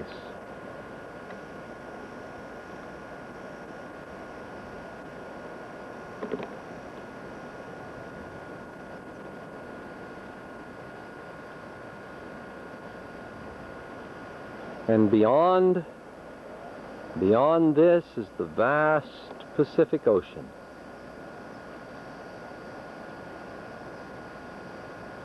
This is a wonderful beach because it's protected by rocks and by a coral reef all the way around. The reef permits enough of the tide to come in, keep the water beautifully clean,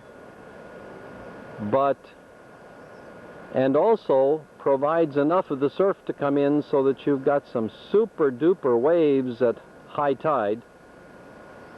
But all in all, it's a very gentle water that comes in and nice and clean. And now we're back down on the beach and we see our little villa out there in the hillside, and it brings us right back to the scene that we've had before. All the beautiful mountains around and our favorite island out there, and with our... This is a film of a home, a condominium that is for sale, and I'm looking at it from the parking lot side. There are 3 sections to it. That's the one side door. That is the main entrance right there, and back in the corner is another entrance. This is a beautifully designed place which is right next door to the place we stayed in, and a German couple live here in this section, and because he is sick, they have to go back to Europe. Now, it was designed by an Italian architect, and it has a most graceful external and a most beautiful internal area. So I'd like to go inside and take a look at it.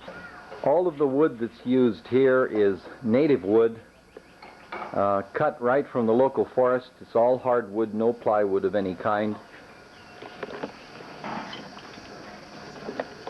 Refrigerator and a well-stocked kitchen, and the walls are all made of cement, and the ceilings are all covered with teak and local cedar. There are those kind of fans all through the place, and all the furniture, when the place is sold, will stay here with the place.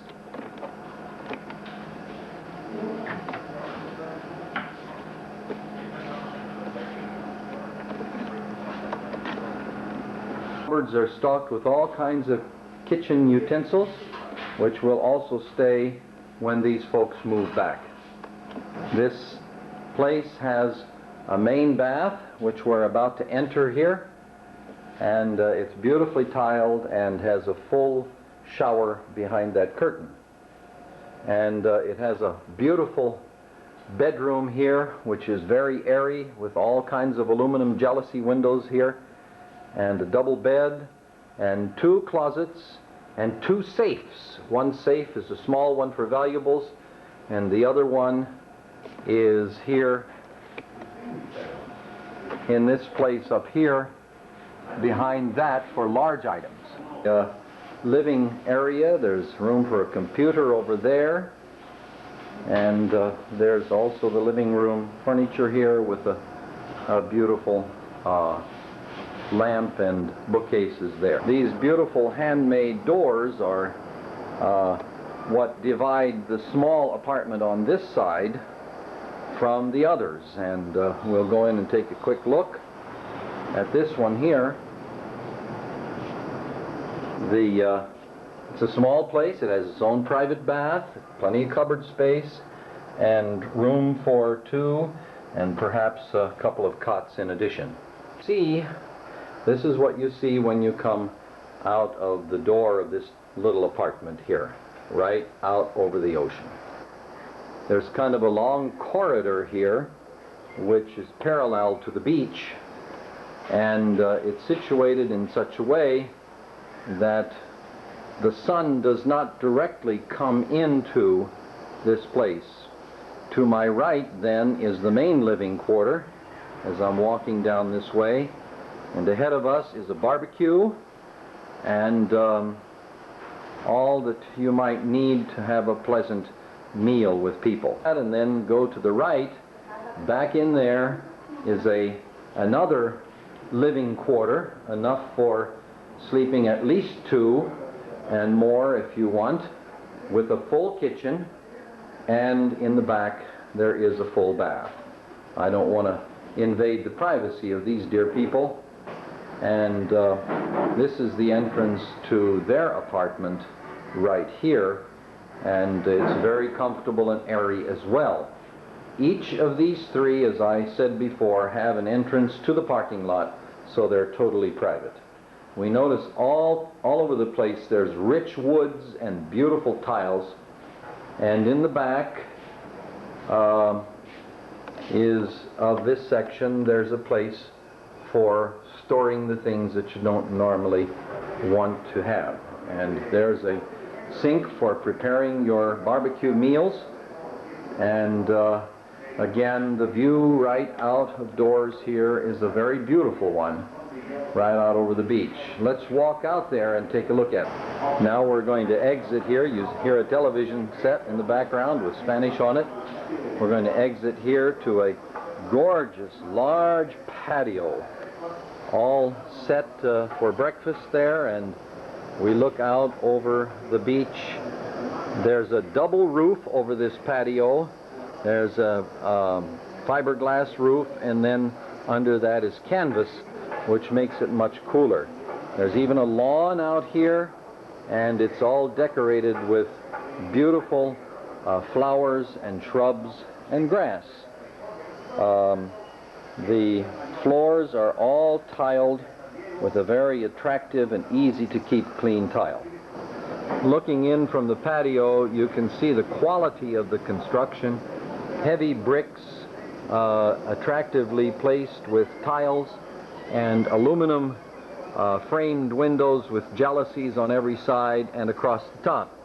In addition to that, you notice the bars here with the doors that close, so that the entire complex is very secure.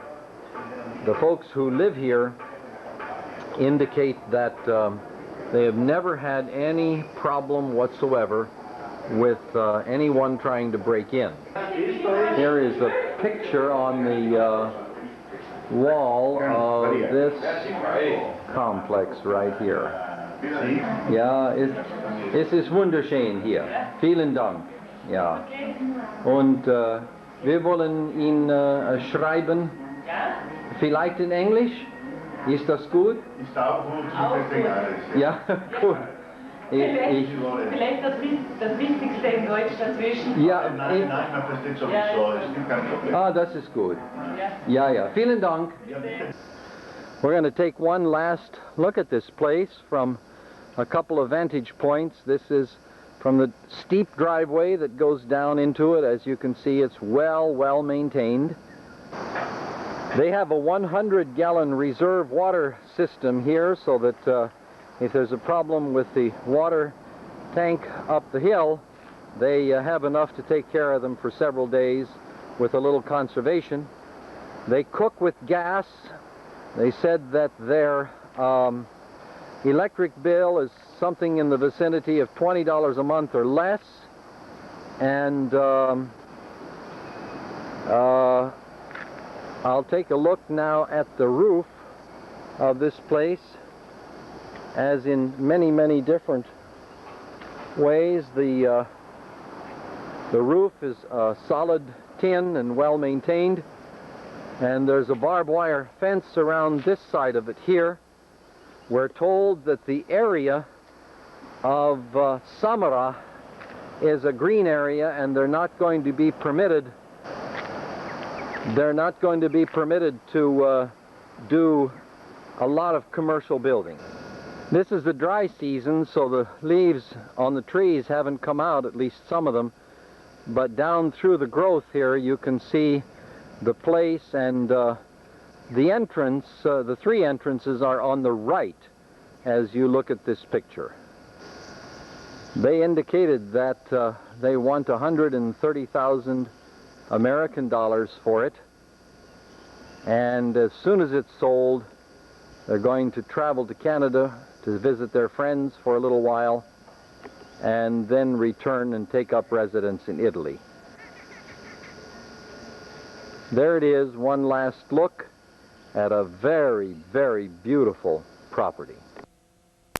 And it's, let's see, Tuesday morning, 30th. And Jessie came bouncing into the bedroom this morning and said, "Let's get up and have some fun, Grandpa." So right now, we're going to go out here and see if we can pick some beans. Hold on now. We had a safe and tiring trip back from the shore, from the ocean yesterday, and have gotten settled in again. Are you having fun? Let's see what you have here. Go pop up the beans. Show Grandpa the beans. Show me them. Let's take a good look at those guys. Hey, where did they come from? The plants. Who made the plants? We put the seeds in. Look, That's true. There's still But who made them grow? God. Oh, that's right. Let's see what kind of beans are. What color are they? I'm showing the inside of one. We'll take a close look. Pop one open and take a look. And we open it up. Right there. And what's inside? Look at those. Frijoles beans. What are they? Red beans. Red beans. Can I see these too? Can you put one in your mouth, or? No, they're still hard. They're real hard. So we have to cook them. What do? You cook them for a long time? Get a whole bunch of them and cook them. That's great. Hey, there's one we didn't pick yet. Show Papa how to pick the bean. Pick that bean, would you? Go get him. There you go. Pull it apart. Pull! Oh, you did it. Let's look at that one too. Let's see what you got, Jessie. Look up here. You got a good one. Look at that. Look how big it is. Look how big this one is. That's a good big one. Has a lot of beans in it. Looks like there's plenty of room there to dig it up, put a little fertilizer in. We're gonna have another crop. It's another one. And have another crop. You can just keep those beans going. Fun. You found another one. Good Two job. more. Good job. Keep looking. You've got better eyes. Okay, that was good. What plant is that? Turn around and look at the camera. You can tell. Is that a tomato? Yeah. And what's next to it over here? Oh, it's got green stuff on it. Green fruit. What is that? Can you take a look? I don't actually know what they are. Can you ask Daddy? I think I see some green, big green You know fruit. what these are, Jesse? Yeah, there we are. What are they? You don't know? I never saw you plant them. It's Maybe the they're kind of green. thing that Daddy loves to eat. Peppers. I better pick this one. It's starting to Oh, surely. you can Smell like bell peppers. Smell them a little bit, Jesse. What do you think? Like it? That one in here. Great. That one in here. Okay. We're ready? Ah, this one's getting a little reddish on the bottom. Here's another one. Look at that. Thank you. There's Those such 2 or 3 more will be ready. there's such an abundance of good things from the earth, even in our little backyard. Hi, Right? Becca. Right, Jesse? Shell. Where's Look, Becca? Papa. Look at me. Pepper. Pepper.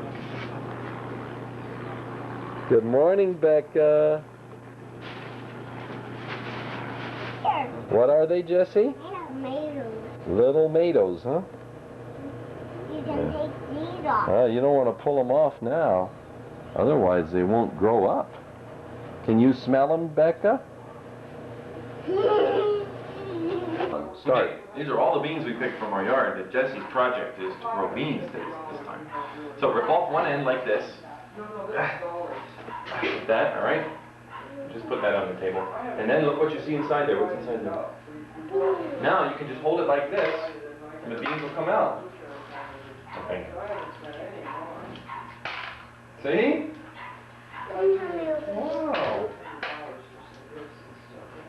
That's it. Okay, what do you think? You getting it? Oh, beans. Coming? Good job. That's it.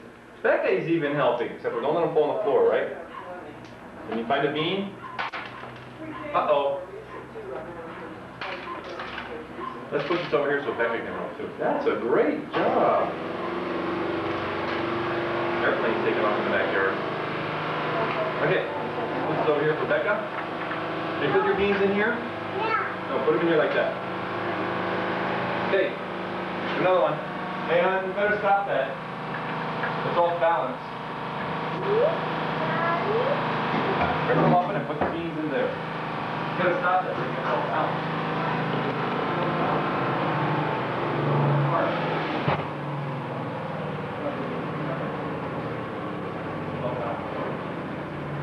Did you get some beans out, Jesse?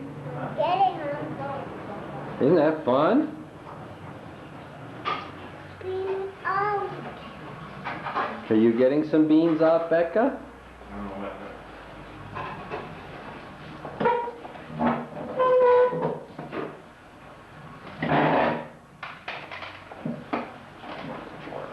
Are you helping Becca? Yeah. I'm doing the good way. Mm-hmm. See that? Now, old pieces, we'll just throw them over here somewhere so they're out of the way. Hey, do I have a bean in it? Look down there. There's a bean in it. Jesse's doing the goodest one. Really hard to get out. Yes, it is. Very hard to get out. Not good for the plumbing either.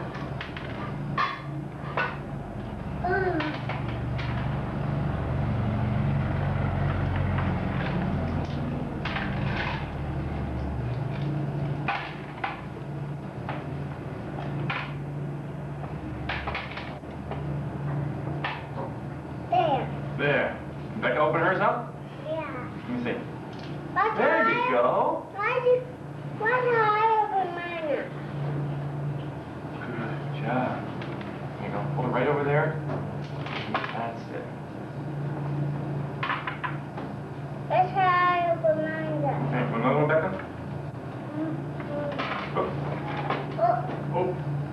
That's how I open mine up. Good job. You got it down. You know how to do that, don't you?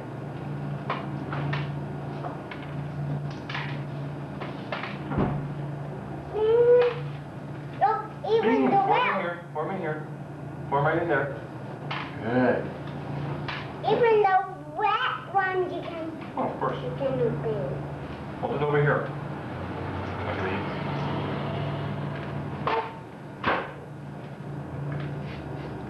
Hey, Sandra. Honey. Back up. So much thing. There you go.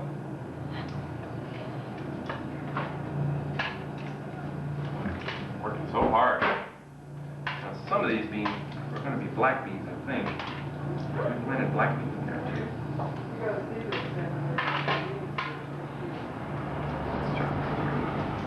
You haven't found any black beans yet, have you? No.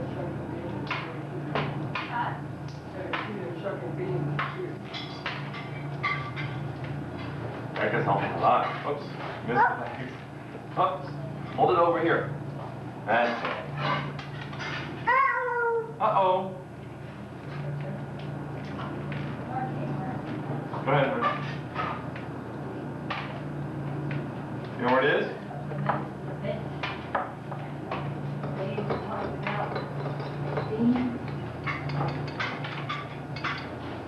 What's in that box? Are those all the beans that Jessie grew? Did you actually grow those, Jessie? Yeah. Where? Look, there's only 2 beans in this one. Oh well. That's Oh, good beans. These are wonderful beans. good.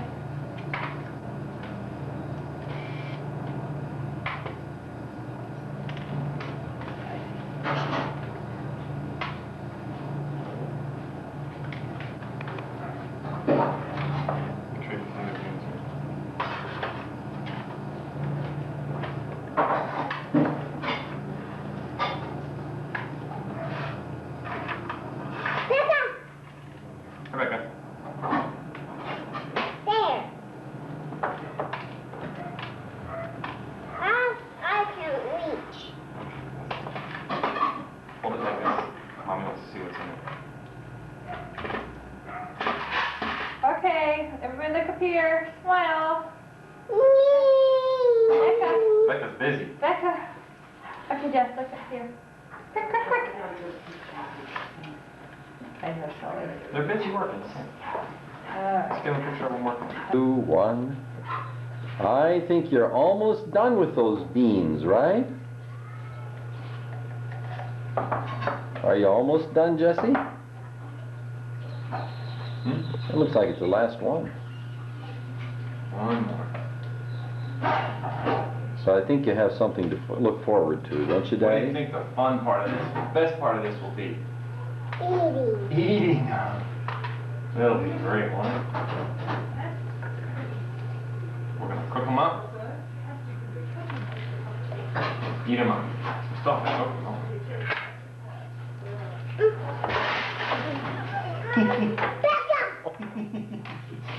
Oops.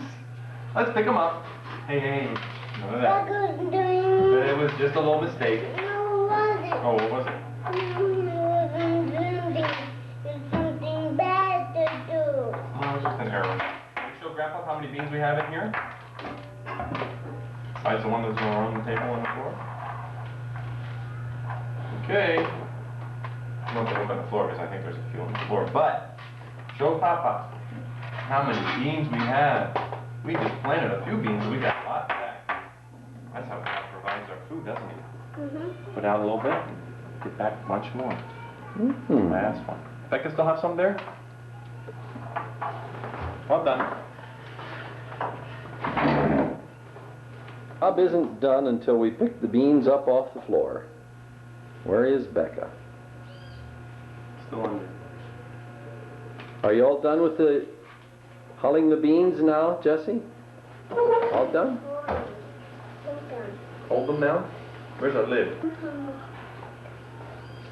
Becca's got one. Thank you. Now, probably in a week, we'll have more beans, so we'll save these. This is it. What about the Becca? Here comes the other monster. Here comes the other monster.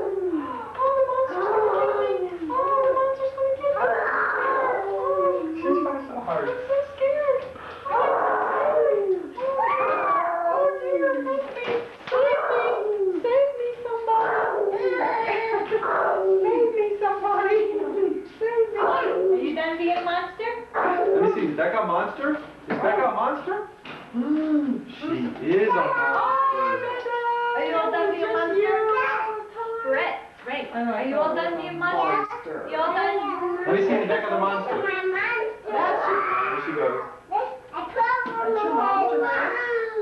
That's your monster mask? Go get Daddy. Go get Daddy. Oh no! A monster!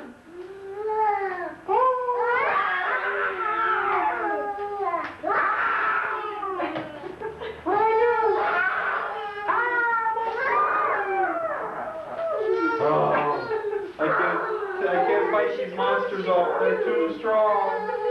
Oh no, maybe a pickle. Oh. Let's see the front face of that monster. Look. It's got a sharp thing sticking out though. It'll probably be broken off. He's having a great time with that. More coconut. Which one? There's a sharp On top? sticking down. Don't put it- Oh, on the top. Yeah, she holds on to it there. Let's see your toucan shirt, Jesse.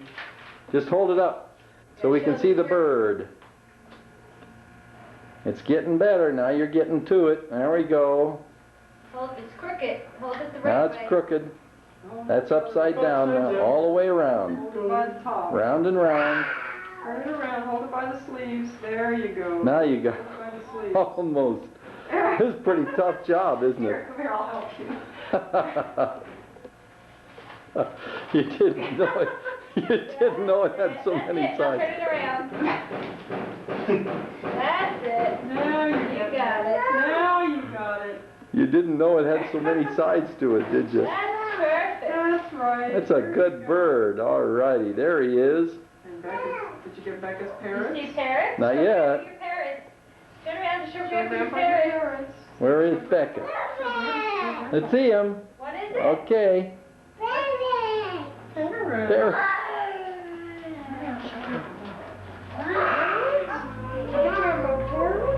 Where is Becca? I can't find her. There she is. Okay, let's see your face. All right, that's enough.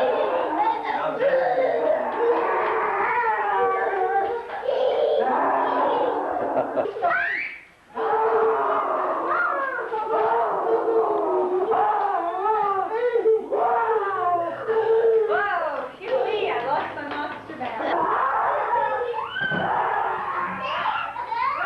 And break, this break.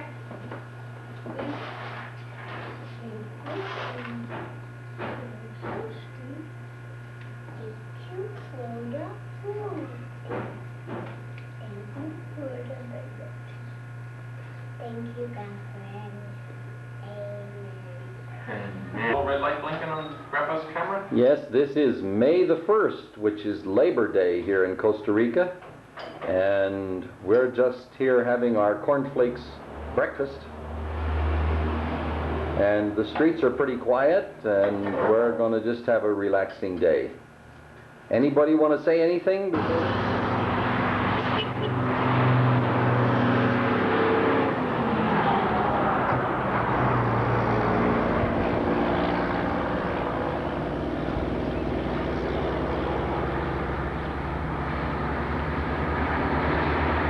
As far as the eye can see, there are hillsides covered with coffee plants everywhere. It's Thursday morning, May the 2nd, 1991, and we've been traveling the mountain roads, and we've on our way up to a resort, or we'll show you more about that later, called Monteverde, and we just stopped on the side of the road here in a tiny little village, and there's a Catholic church. Again, it's nicely maintained, and it's a place of worship for the people in this area. We'll take a whole panoramic view here of where we've been. We came from down that way, and there's our little minibus. And here comes these gringos in the process of destroying the environment. Does he feel neat? Does he feel nice? I got him. You sure do. Very good. He doesn't seem to be moving much. He can't move because Jesse's got his tail tucked between his fingers. Oh, really? Lane, get the camera, take a picture of Jesse here. Jess, show Lane. Show Auntie Lane. Auntie Over Lane. here. Auntie Lane. Yeah, good. Okay, Hey, Jess, put him down. As soon as you went down, just get out. Hummingbirds are very, very good.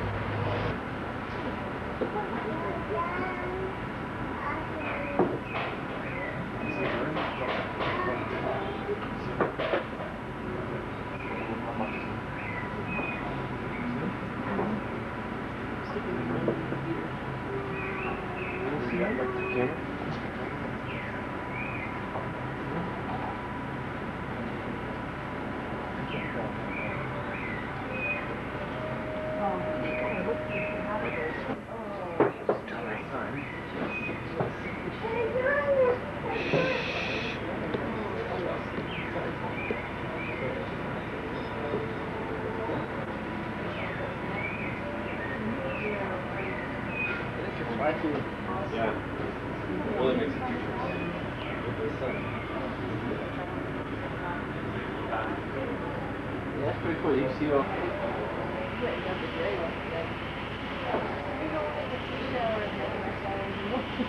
There's more green in the front and purple in the back. You got that in there? Green, green, purple. I don't know. For some reason. Step on his tail. Want some beer? Kicking their nose. I'm sorry. How about... He was coming out? Or No. he was laying? What's that? I was looking at the birds and I was walking over there. On the way up here, we picked a couple of cashew nuts, and there they are. That's the way they come right off the tree. Go ahead. Check out hamburger. A wonderful meal here, up in the mountains, and everybody's having a good time.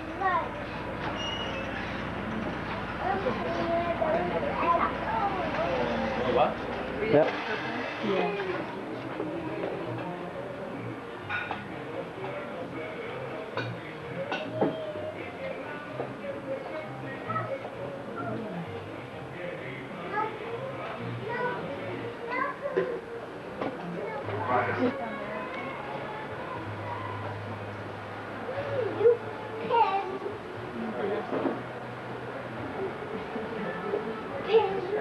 What?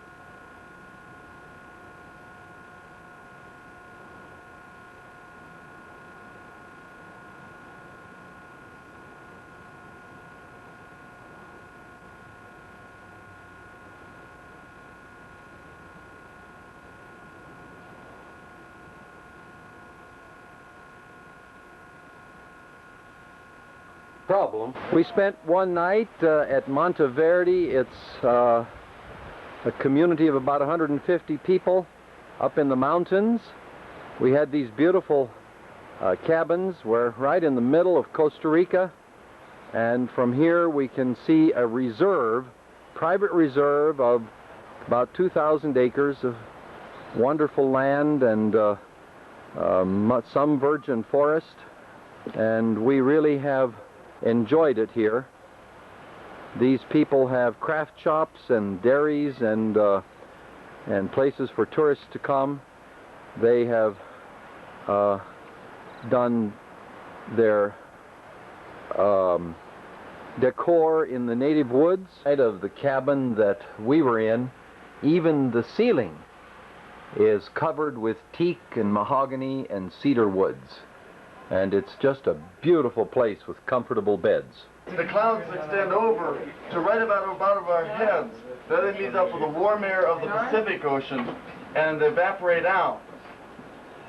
The moisture evaporates out. Winds continue on down and keep all thunderstorms out into the Pacific Ocean. And so the whole Pacific side of the country from November to May gets virtually no rain whatsoever.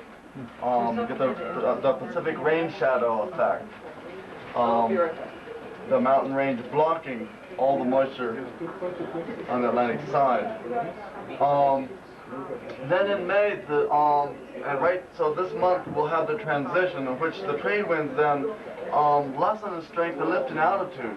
The reason for the difference in the effect of the trade winds is due to the wobble of the Earth. The Earth has a slight wobble, so for 6 months the winds are lower and stronger, and then for 6 months they're higher in altitude and less strong. That allows for southerly breezes then to start pushing in clouds up the Pacific. We get the same sort of thing. Clouds rising, pushing up against the trade winds, and sort of meeting the forces right above our heads. And generally by the mid to late afternoon, then the Pacific winds dominate, and the clouds dump down on us our greater part of our average 9 feet of rain during the months of May until November. And you'll see how rapidly trees grow back. Now, the trees that we'll be walking through, say in the first part, there will be a few pockets of uncut original forest, but the majority of the trees here have grown up in the last 20 years. Now, these species are not species that are characteristic of the mature forest. This is still not a mature forest.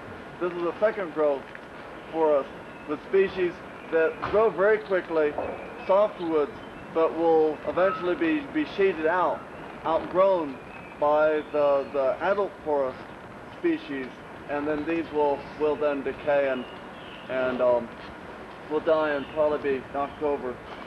Have a philodendron-like leaf, and that's no surprise since they're in the same family, the jack in the pulpit family.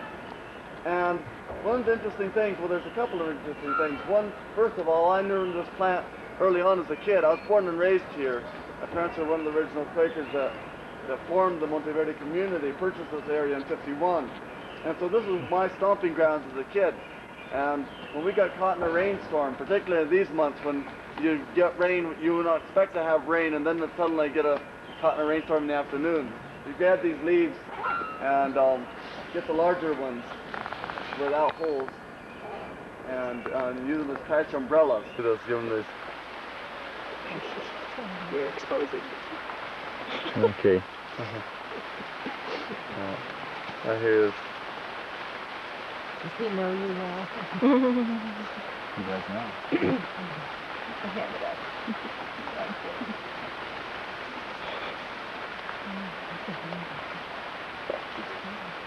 See him, Jason? It's a big tree, wasn't it? Yeah. Oh, that'll take a picture. Cut down, because when they, after purchasing the land title, it came up to the area. The land had already been developed by squatters that had come in and illegally cleared, and some even had their homes. And so the original Quakers had to practically purchase twice the land, pay something to get some of the squatters to get off the land, both using the authorities. And this one piece of land, about 1,000 acres, was untouched and not in the headwaters of a stream here. So they decided to set that aside as a watershed reserve.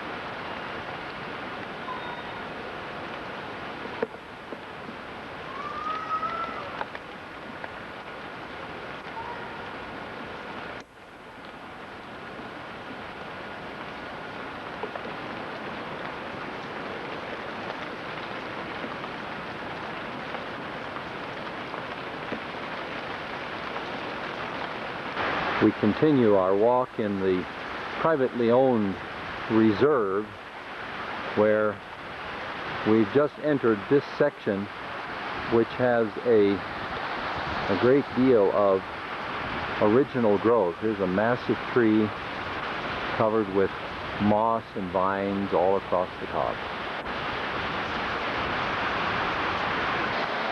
It rains many, many feet of water right in this area. It's called the cloud forest.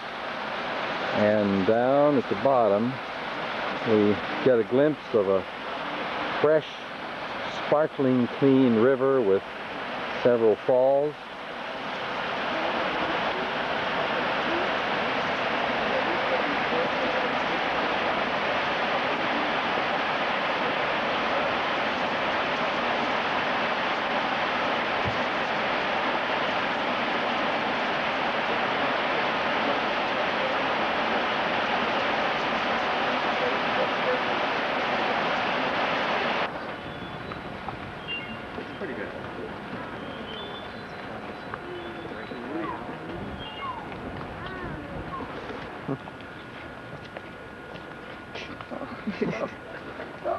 Hummingbirds. Now, in the case of these flowers that have only a few, or these plants that have a few flowers but produce a lot of nectar, they're visited by them and defending the flowers, as do some smaller hummingbirds with shrubs that have a whole bunch of little flowers nearby. These hummingbirds will trap line, they call trap line, have a root, a circular root with these flowers positioned different points along, and they go from clump then to clump. Root system that are molded together. And since once the host tree is decayed, there's no taproot to give stability to the fig. So it puts down buttress roots, sometimes putting down in very odd fashion. See, two other buttress roots to give sort of a tripod effect to the fig, the stability. They go down. They go down. Yeah, the seed germinates from the up in the top of a host tree, dropped by a or put there by an animal or bird defecation.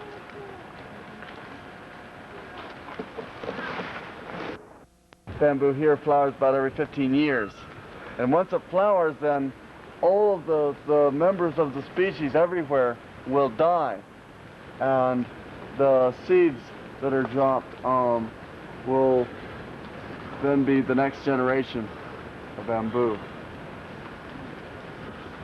Otherwise, they'll spread by underground runners.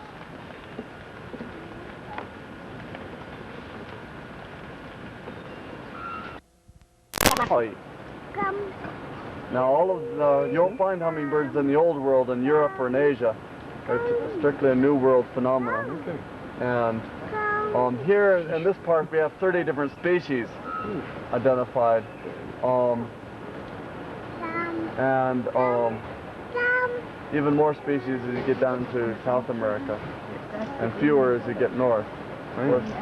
He's got like a head, emerald head. Fewer flowers. Well, you got him. A rat. Those are mean looking flies. Like horses. Yeah. Now you should see even more varieties if you go down to the hummingbird gallery, right at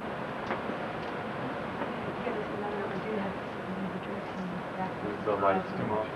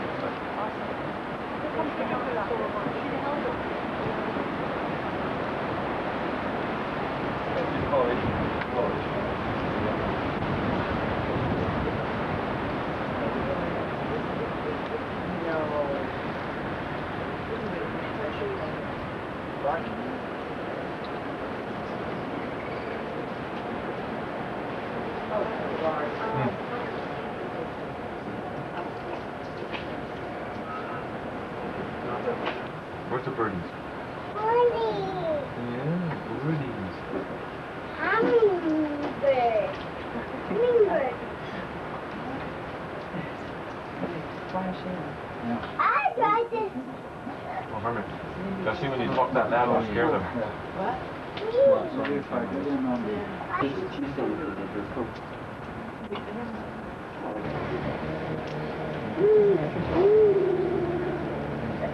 Fiery.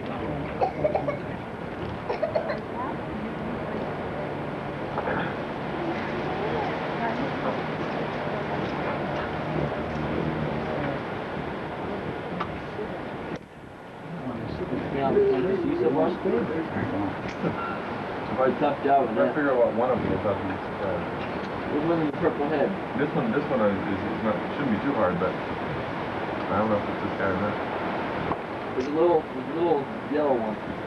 Yellow. The helicopter. Yeah, little. I didn't get a good. The little smaller one. Like a helicopter. There's one there for the as well. One of the sixes tail up in the. Wait. No. Oh, hold on.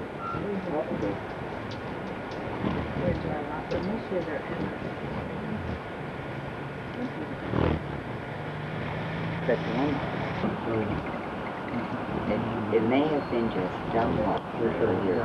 Could have been.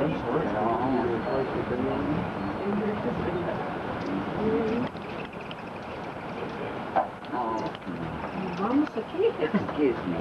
Sure. Friends of mine which were here last week told me that just by Denmark, when they were in this area, they found a festival nesting.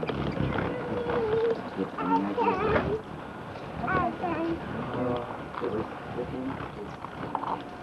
Well, it is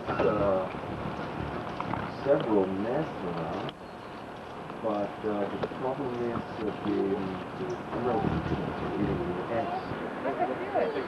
Make them real close. One thing to rip.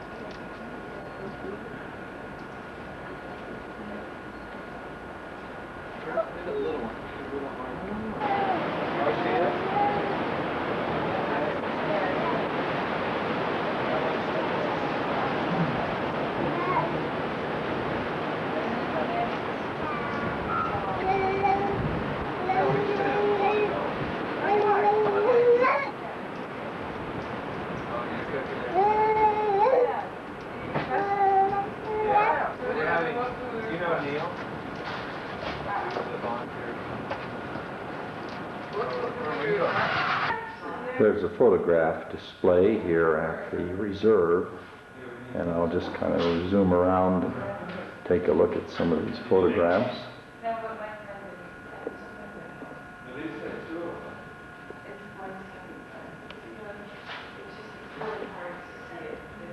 They've caught some of the beautiful flora and fauna of the area.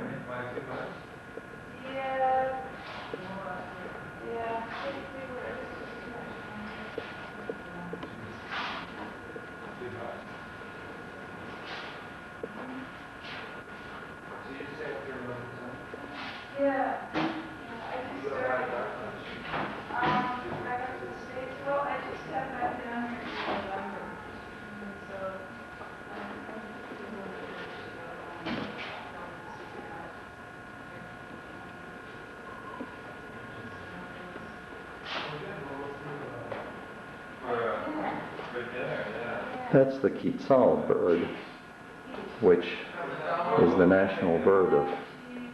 No, it's not the national, but it's a very rare bird found in few places.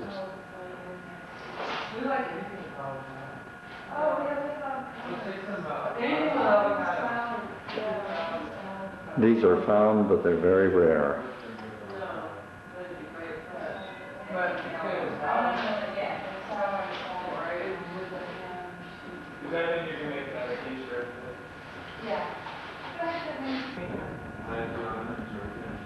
There are a few poisonous snakes, but we were told they're rarely seen.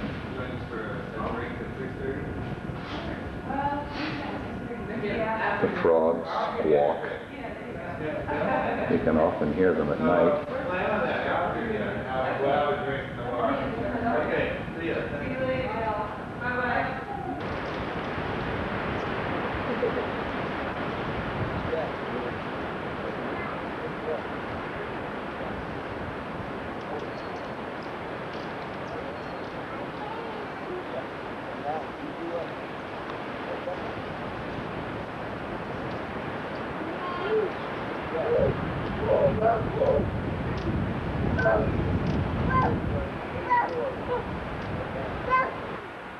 Here in front of our little cabin is a planting of some very beautiful lilies. In this beautiful lodge there are a number of rooms for rent as well as the dining room. We'll get a little closer and take a look. We had our breakfast this morning and lunches were packed so that we got 2 meals per person, plus for only $21 per person for the night. The owner and manager was from America, came down here 23 years ago and has only been back to America twice and doesn't really want to go back. He loves the place. He said that he has identified 47 different kinds of Costa Rican woods in this building. Inside you have very comfortable furniture and a nice place to take it easy for a few hours. It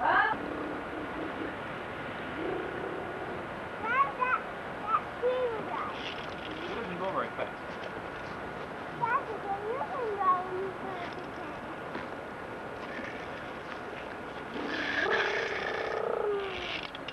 Uh-oh. He doesn't drive you. He just crashes, doesn't he? No, Daddy. He did crash. Don't you have to come help him? No. Oh. See? You have him on his feet again. His wheels, I should say. Stop in the grass. Park. It's actually called park. Whoa. He flips too. Huh? He does 100. There's another 2 flips. Look at the little guy. He's going to crash. No, he does park. Oh. Listen. Watch how fast this moves. Uh-oh. He did crash. He crashed. He's not so fast. He's gonna go. Look at this one. Hey, careful. That's a toucanet. Yeah, one branch to the next. Yeah. Blend in right with the foliage. Yeah. I lost him. There he is. Back farther. Right in with the foliage. Here you go. In the back. Oh, God made him. And he's through the window. Then you want to see him? Oh, you can see him. He came pretty clear from there.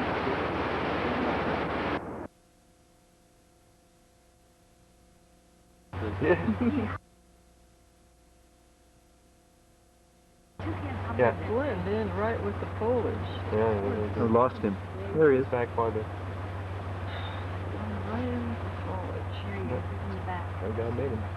And he's through the window.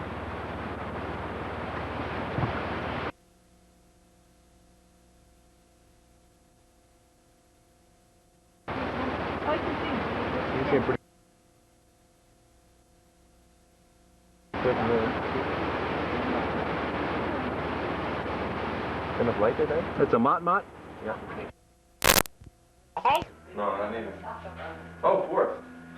May the 4th, Saturday morning. We're all getting ready to go away. What do you guys want to say to us in going away? Goodbye. Goodbye, that's it, huh? Thanks for coming. Yeah, we love you. Glad to have you here. Good visit. Say hi to everybody back No home. stinky fish around here.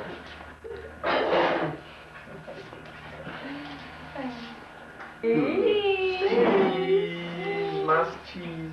Let's get another one just to make sure we get a good one here. Say mas cheese. 1, Say mas 2, cheese. 3, Okay, Now maybe we could get it with all of us. Okay. We got Grandpa's camera over there, Becca. She's been looking. Hi, Becca. Everybody hi to Grandpa? Hi, Jesse. Becca, up on your, Jesse, up on your chest. Can you smile, Jesse? You look so solemn. Okay, dear, it's time for everybody. 1, 2, 3. You'll see play on there. Yeah, I got it recording right now. That's good. You want the light on? No, I don't think we need it. Thank you. Oh, perfect. Where you going, Steve? Perfect. Please look ugly. That's good. That's good. Me. Say, Me. you want to say to, Started. Hey, you driving the bus.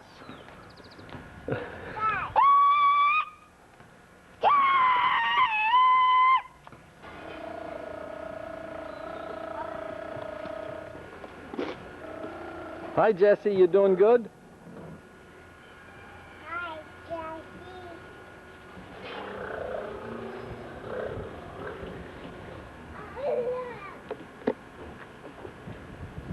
This is Steve and Sandra's house. now. Dad, did you take that video? Yeah, I've got that. Yeah. Okay, drivers. Los 50 rojas, cada lado de la máscara. Que el oxígeno esté fluyendo, la bolsa plástica no se inflará. Después de ponerse su máscara, asegúrese que las máscaras de los niños queden bien ajustadas a su cara. Goodbye, Costa Rica. In the air above Costa Rica now, and the Pacific Ocean is off there directly ahead of us. And then the Nicoyan Peninsula comes down, and the Gulf of Nicoya stretches up here many, many miles.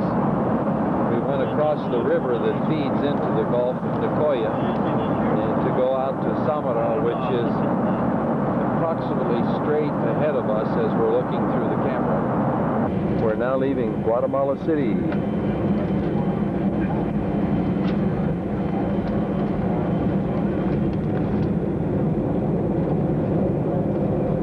Just another typical takeoff on a rather bumpy runway. And we got a view of a DC-3.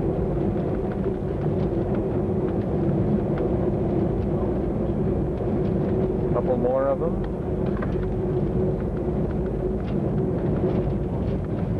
Bumpy runway, bumpy runway.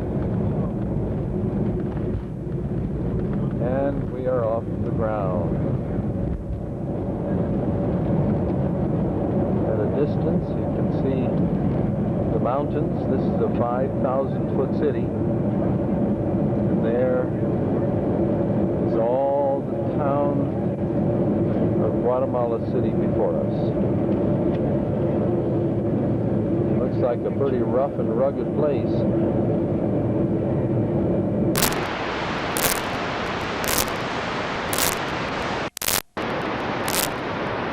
Such a bad problem for California's naval shipyard, the Girard Point Bridge carries us across the Schuylkill. This is a daily routine for thousands. But who could guess that just a few inches beneath their wheels, two extraordinary parents are raising a family? As we'll discover, this family story is one of heartbreak. I was just terrified they were going to end up in the river and I wouldn't be able to help them. And there's also danger. If they had hit me without a helmet on, I may have gone over the edge. But above all, this is a story of soaring hope. It was like one of my babies could fly, and I was thrilled.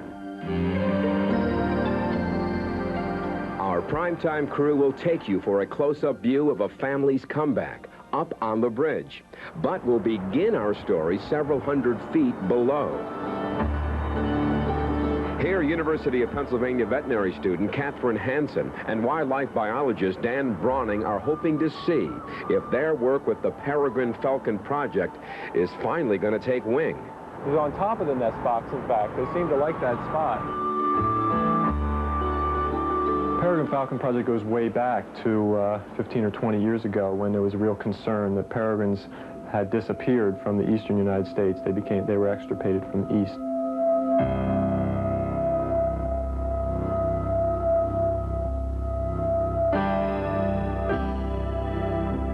Like the bald eagle, the peregrine was almost wiped out by the pesticide DDT, much of which was produced here by the Roman Haas chemical plant in the Bridesburg section of Philadelphia. The bald eagle and peregrine are both federally endangered species, and they both suffered under this basically for the same cause, the DDT pesticide pollution and the contamination of their food chain. The government banned the use of DDT in 1972. With that gone, these birds are capable of surviving if we, give them the protection that they need. That protection has been given through programs like this Bald Eagle Restoration Project that is returning this American icon to places it used to call home, here in the Pine Barrens, for example. And now, with the help of the nationally based Peregrine Fund and Philadelphia's Academy of Natural Sciences, it is time to welcome this champion home.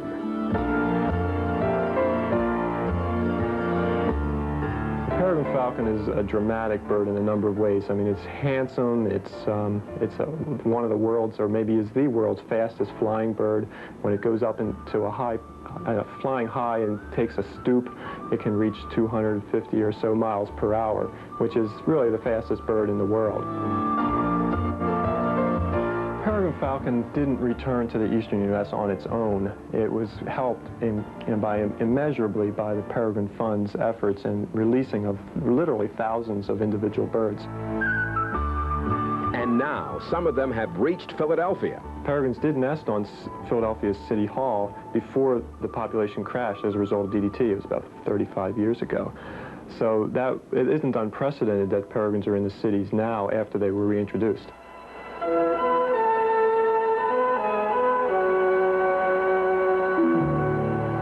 This particular bridge, the Girard Point Bridge, was discovered as a nesting site about 3 years ago by some folks from the Peregrine Fund themselves. They were on a boat surveying the area and went underneath and saw nesting peregrines. The primary focus on the management and the improvement of nest sites is to put up wooden boxes full of gravel that are out in the open and provide the young peregrines a real ideal nest site. As a result, we've had the two young from that nest successfully develop and get to the age of fledging, which is taking their first flight. And that's a major development. We haven't seen that in past years. The mother bird swooped down on us to try to get us a little farther away from her youngster. And he just took off and flew around this cement stack and back up into the bridge. And I almost cried. It was like one of my babies. But then it was troubling when 1 week later there was no sign of the youngsters or their mother. I'm worried. I mean, you put all this time and effort into it, and then you feel like it's been for nothing. And so, along with our primetime crew and Cal Buchkowski, a technician with the Pennsylvania Game Commission, Dan and Catherine decided to climb up to the nesting box. Not ideal conditions. To see what had gone wrong. These are probably remains of a pigeon that they were eating. We're almost at the nest site. We dismantle this box and just move it over there. That's the plan. Oh, this is not that well connected. Up all the way. You're caught on the wire here. Take it easy, one step at a time.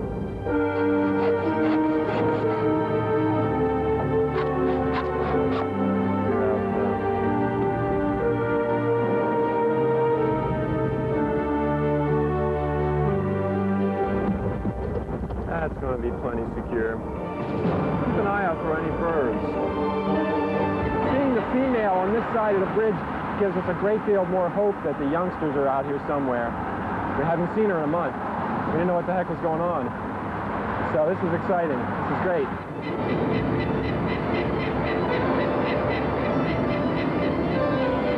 This is a female peregrine. She's very upset about something. This is the kind of behavior you get at the peak of nesting season. So we're not sure what she's upset about.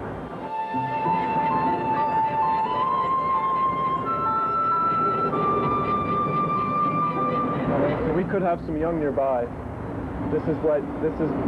I don't know why they would be behaving like this otherwise. You try to interpret it. You try to say, okay, well, maybe this means that the youngsters are still around. Otherwise, why would they bother expending that energy to get you off the bridge? Whatever the outcome, one thing is clear. This is not the end of this family's saga, but only the beginning. Yeah, I just have to make a guess that a peregrine pair in the wild probably lives on average 10 years, something along that lines. Once they get over that first year of hatching and fledging. And we know that this particular pair has been here 4 years, so we'd anticipate there's a number of good years left for this pair, and they're certainly able to produce fertile eggs and bring young off if, with a little bit of help.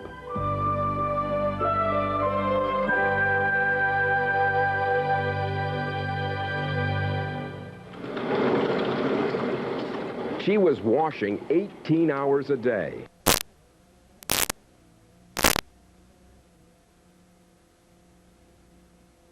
Brown goshawk, a completely different species to the white goshawk.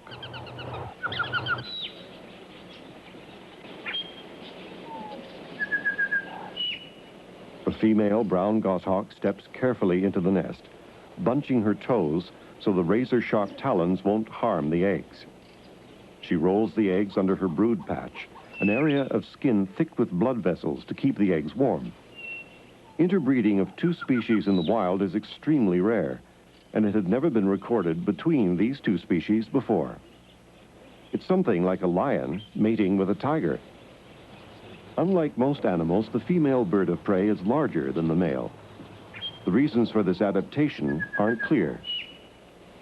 Perhaps her size gives her an advantage in defending the nest, or in being able to dominate the male, or in being able to compete with other females for males with good territories or hunting abilities. The size difference allows the pair to catch a greater range of prey in the same territory. Pleased as they were with their unique record of interbreeding goshawks, the red goshawk still eluded Jack and Lindsay 6 years after they had commenced their project.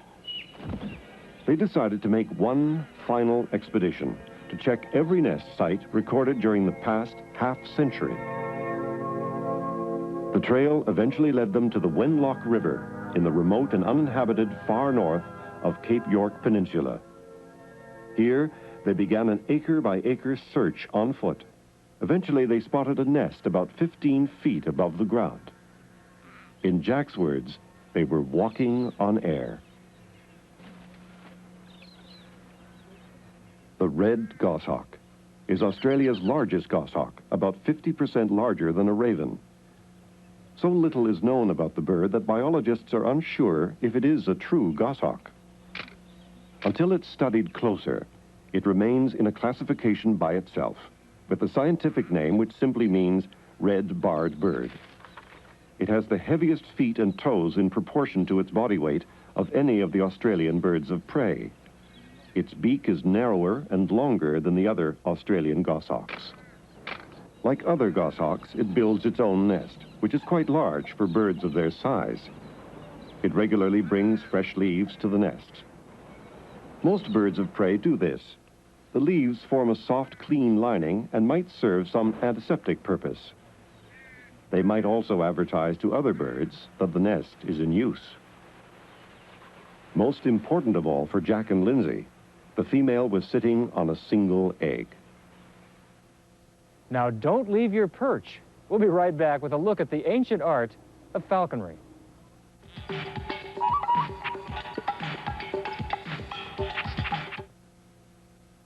Enjoy extra sugar-free gum. You get extra flavor, extra fun in extra sugar-free gum. For those of you who have been reluctant to wear a hearing aid. And now, back to wild things. Falconry, the art of training falcons to hunt game, probably started in China and Japan about 4,000 years ago, and it is thought that it reached the West about the 13th century AD when Marco Polo returned from the Far East after all his great adventures, and it quickly became then the sport of kings. Well, Mike Wallace knows an awful lot about falconry. He's the curator of birds at the Los Angeles Zoo and a devotee of the sport, well, since you were about, what, 10 years old or so? Yeah, I got into it relatively early. When you were a kid, why did you do it? Well, it's a great opportunity to get close to a wild species, and it's not like having a bird in a cage, because you sort of develop a rapport with the bird that you're training, and you have to be able to feel comfortable letting it fly around and be natural, and yet have it come back to you because it wants to, because it sees you as a better opportunity to get food, and then you develop a rapport where you hunt together. There's nothing more exciting than just watching a peregrine falcon or a goshawk in a stoop, but to be able to participate and actually feel like part of a team is something else. You know, we called it the sport of kings, but really, what role did falconry play in medieval society? Well, back then, it was probably more popular than baseball is today. It was just the sport that everybody either participated in or watched or talked about.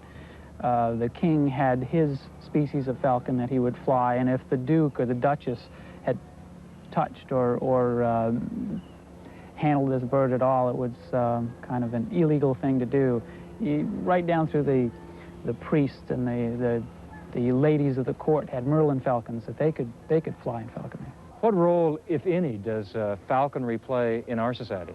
Well, here in the United States, on the state level, there are falconry clubs, there are national falconry organizations as well. But probably the biggest role that falconry has played in modern conservation has been the use of some of its techniques to get captive-reared peregrine falcons back into nature. They've been able to reproduce these birds in captivity to great numbers, but it's the use of the falconry technique called hacking that's allowed these birds to go back into the wild as smoothly as they have. And that's to let the young bird gain experience in the wild before it's recaptured and trained. In the case of releasing these birds back to the wild with peregrine falcons, they merely let the birds get experience in hunting and foraging and allow them to go back into nature from that point on. Really interesting. Now, don't go away. Mike's going to be back in a little bit to tell us about another bird, probably the biggest flying bird in the world, the condor. But first, a goshawk takes to the skies in search of dinner.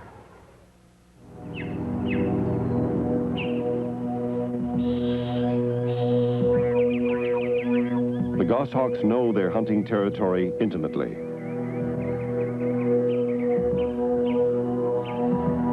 Their soft feathers make no sound as they make regular patrols for prey. Or they might sit quietly in ambush in a favorite tree.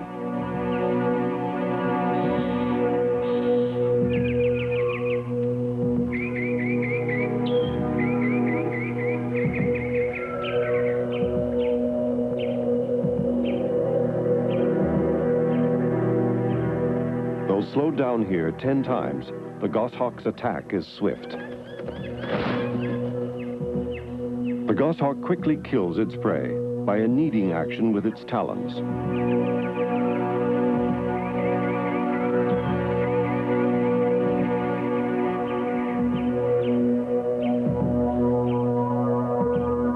Approaching its prey, the goshawk spreads its wings and tail feathers to break. The finger-like primaries and the thumb-like alula feather nearest the bird's head act together to control its approach. They direct the airflow over the wing to keep the bird airborne. Its feet are traveling faster than its body as the long, powerful legs reach out to grasp the prey. With the prey firmly in its right foot, it makes an enormous, powerful, sweeping stroke with its wings to recover altitude.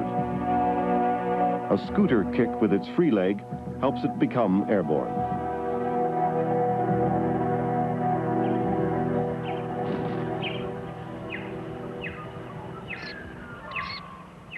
Of this white goshawk's clutch of 2 eggs, 1 has so far hatched. The newly hatched chick is hardly able to hold its head up to receive the tiny strips of meat.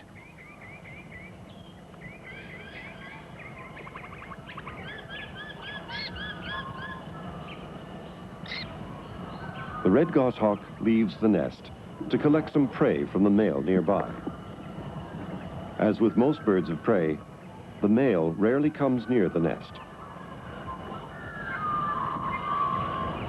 Small parrots, like the rainbow lorikeet, were the main prey caught by the male red goshawk. female leans towards the chick across the nest, perhaps to avoid stepping on the chick with its massive legs. It holds the prey with its two inner talons.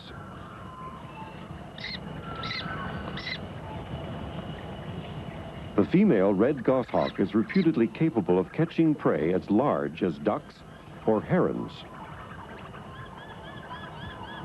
In contrast, the sparrowhawk's long, delicate legs and talons are adapted for snaring small birds in midair.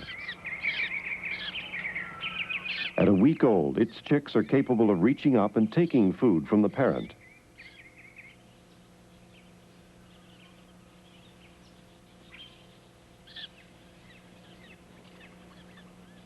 At the same age, the white goshawk's chick can also shuffle forward to take the food.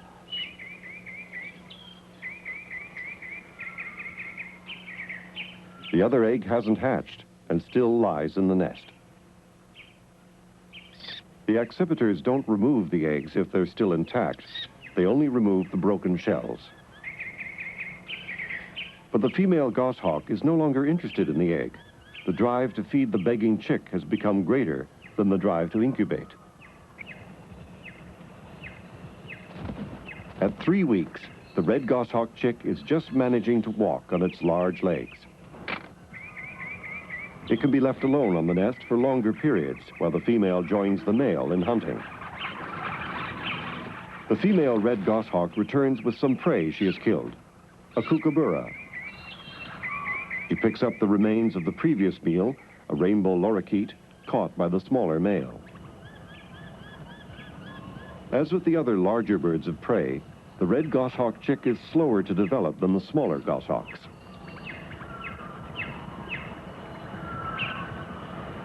Even though the chick is starting to grow feathers, it's still not feeding itself and prefers squatting. The nests of birds of prey are mostly kept very clean, and as soon as they are old enough, the chicks shuffle to the rim of the nest and defecate over the edge. The interbreeding brown and white goshawks had successfully hatched 3 chicks, and at 3 weeks they appear to be very similar to other brown goshawk chicks. They subsequently fledged and left the nest, but unfortunately follow-up research to determine if the young hybrid goshawks were fertile was not able to be carried out.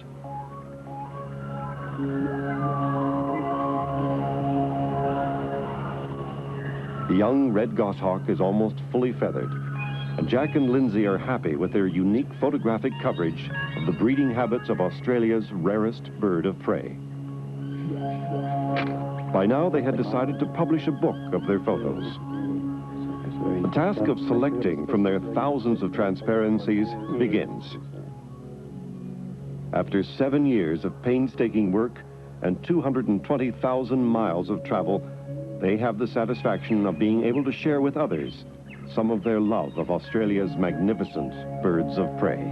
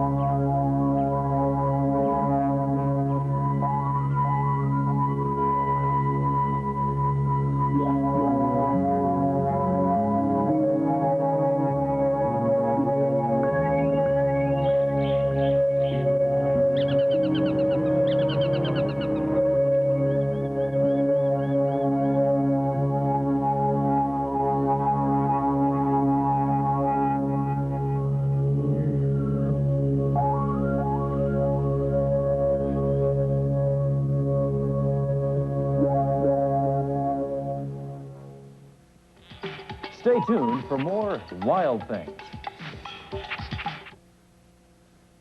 Firepower, tonight at 9:30 Eastern on the Discovery Channel. 2 million times a day, America loves to eat rice-a-roni, the San Francisco treat. And now, Now, introducing a faster rice-a-roni. New microwave rice-a-roni and noodle-roni with a convenient 2-serving tray for people on the go. Mom, can I go out and play in the snow? Put your boots on. Oh, Mom. And here, take some nice vitamin C. Huh? Nice vitamin C drops give you a full day supply of vitamin C in every cooling drop. Cool. Bye. Don't forget your mittens. Nag, nag, nag. From those cold experts at Nice. 50's nifty. And to extend these good years, we eat right, exercise, and to be sure we take Geritol Extend with all the vitamins folks over 50 need. Geritol Extend, because you're as young as you feel. So I start watching the Discovery Channel. Thought maybe I'll learn something. Then I see they have this guy.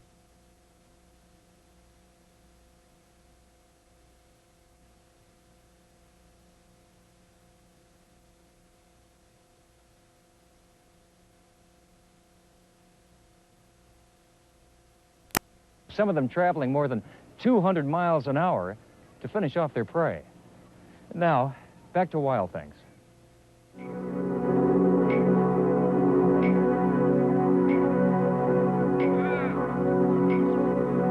In the evolutionary contest for survival, the falcons have won a place as one of the most successful of the birds of prey.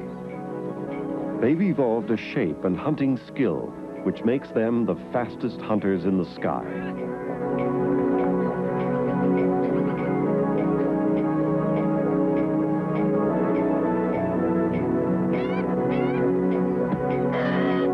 The falcon's hallmark is its long delta-shaped wings. They enable it to dive and climb at high speeds when attacking prey. In a dive or stoop, they've been estimated to reach speeds of 230 miles per hour. This is the Australian black falcon, seen at 1/8 of its normal speed by a slow-motion camera. Its solid, rounded head, short neck, and compact body form a beautifully aerodynamic shape. But for all their speed and power, survival for the falcons is still not an easy task. 6 of the world's estimated 28 falcon species are found in Australia. The best known is the peregrine falcon, famous for its speed and spectacular hunting. Found in almost every country, it could perhaps be described as the world's most successful bird of prey. The peregrine has been severely affected by pesticides, but recent signs indicate that it's on the rebound in some countries.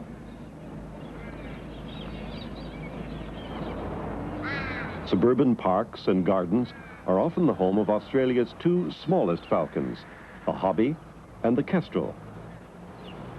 The nest chosen by this hobby was outside Australia's Parliament House. The hobby resembles the peregrine, but is about half its size.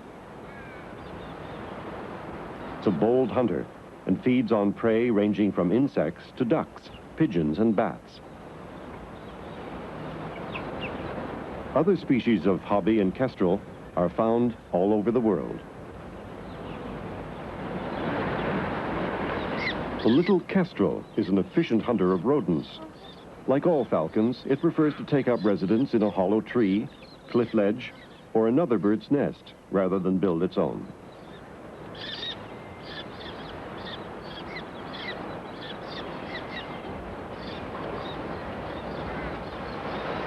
The brown falcon is probably the most ancient Australian falcon.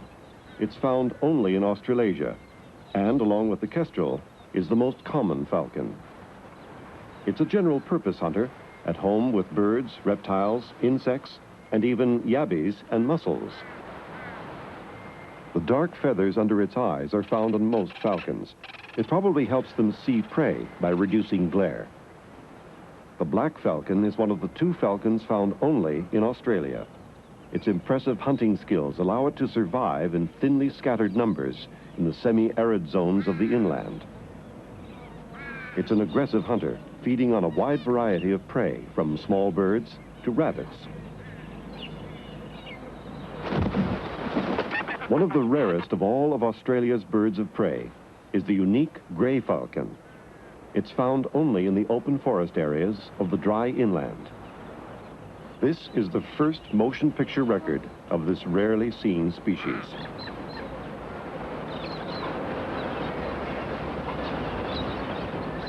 Falcons often mate for life and can live for up to 20 years. They usually lay a clutch of 3 or 4 eggs, but the chances of them raising that many young are slim. Temperature and humidity of the eggs has to be exactly regulated by the parent birds, using their body moisture and plumage. They also have to be protected from other predators, such as birds or reptiles.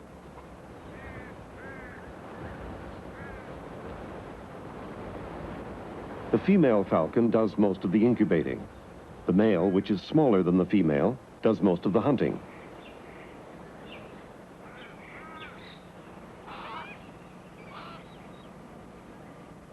While the gray falcon has always been considered a rare species, it is now listed as endangered in some states. Because of their diet, falcons are particularly vulnerable to the harmful effects of pesticides used in agriculture, especially DDT.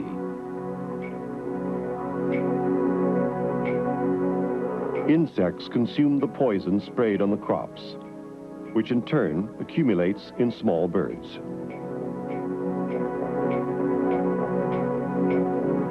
The falcon then feeds on the birds and absorbs an even higher dose of the pesticide. Worst affected is the peregrine falcon because it predominantly lives off other birds. The use of DDT has been banned or limited in many developed countries, but in Australia, the use of pesticides is less strictly controlled. Research on the effects of pesticides is carried out by Penny Olson and her husband, Jerry.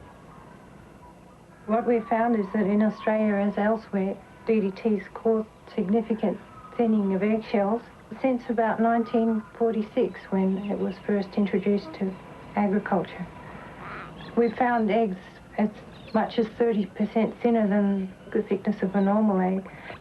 The thin eggs crush under the weight of the bird. Where they've banned or severely limited its DDT's use, that the thickness of the eggshells has returned to normal or near normal, and that peregrine populations have also begun recovering. The gray falcons have successfully hatched 4 chicks. For the first few days, the chicks can't see, so the female makes a small sound to stimulate a begging response from the chicks. They're given small pieces of raw meat right from their first feed. The black falcon has also successfully hatched 3 chicks. At a week old, they can see the female and line up to be fed.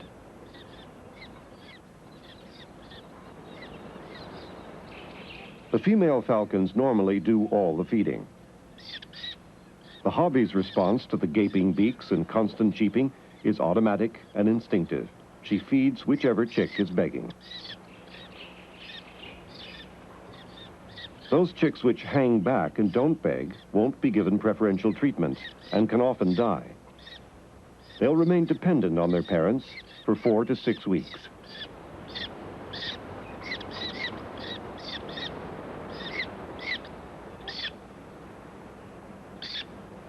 The male falcons have to increase by 2 or 3 times the amount of prey they bring to the female. In one period of just under 4 hours, these kestrels made 74 visits to the nest with small lizards, dragonflies, and grasshoppers. Kestrels are able to hover in midair. Even with their body and wings constantly moving, they can hold their head quite steady as they search for prey.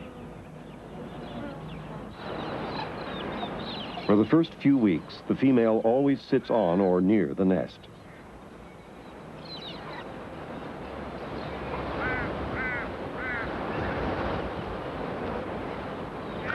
The male brings the prey, in this case a native crested pigeon, to the vicinity of the nest. It holds the prey with its talons while it pulls at the meat using its strong back muscles. The digestive system is designed to cope with all parts of the prey. Indigestible remnants of fur, feathers, and bones are cast up later in the form of a small ball.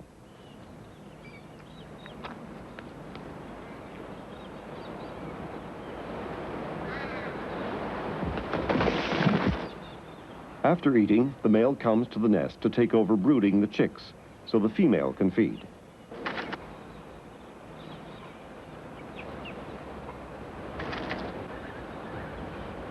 The male falcons will normally help brood the young for short periods, but they seldom help with the feeding. However, the behavior of this pair of gray falcons was unusual. Normally, the male falcon leaves quickly as soon as the female returns, but this male gray falcon was inclined to stay on the nest. The female pushed under him until he was brooding both her and the chicks. They stayed in this position for about an hour. The falcons might have to spend hours on end protecting their chicks from temperatures of 100 degrees Fahrenheit by day to below freezing at night. The odds are against the survival of all the chicks. For every 3 eggs laid, only 2 birds will fledge. Coming up, a condor from South America paves the way for the return of its endangered northern cousin, proving that international cooperation is for the birds.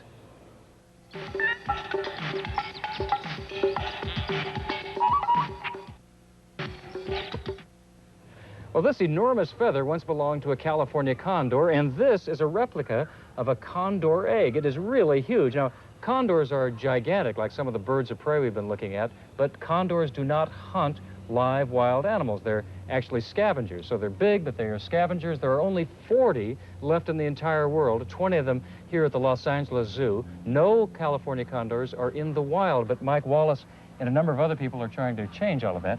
Mike, why did the California condor come so close to extinction? Well, originally, the wild California condor was a relatively rare species to begin with. It's very slow to reproduce, lives a long lifespan. When pioneer man first made it over here to California, the first people that got here probably were a little anxious about seeing these big birds flying around, and we know of a lot of birds that were shot, hundreds of them, in fact. All right. That'll work. We always see you with that pose. Every time. Every time. The peace and quiet of Dallas, Texas. Yeah. Every time. Goodbye, Dallas. Goodbye, Dallas. I think you ought to do that. Get out to where it's shaking. You didn't get moving to Costa Rica. That's true.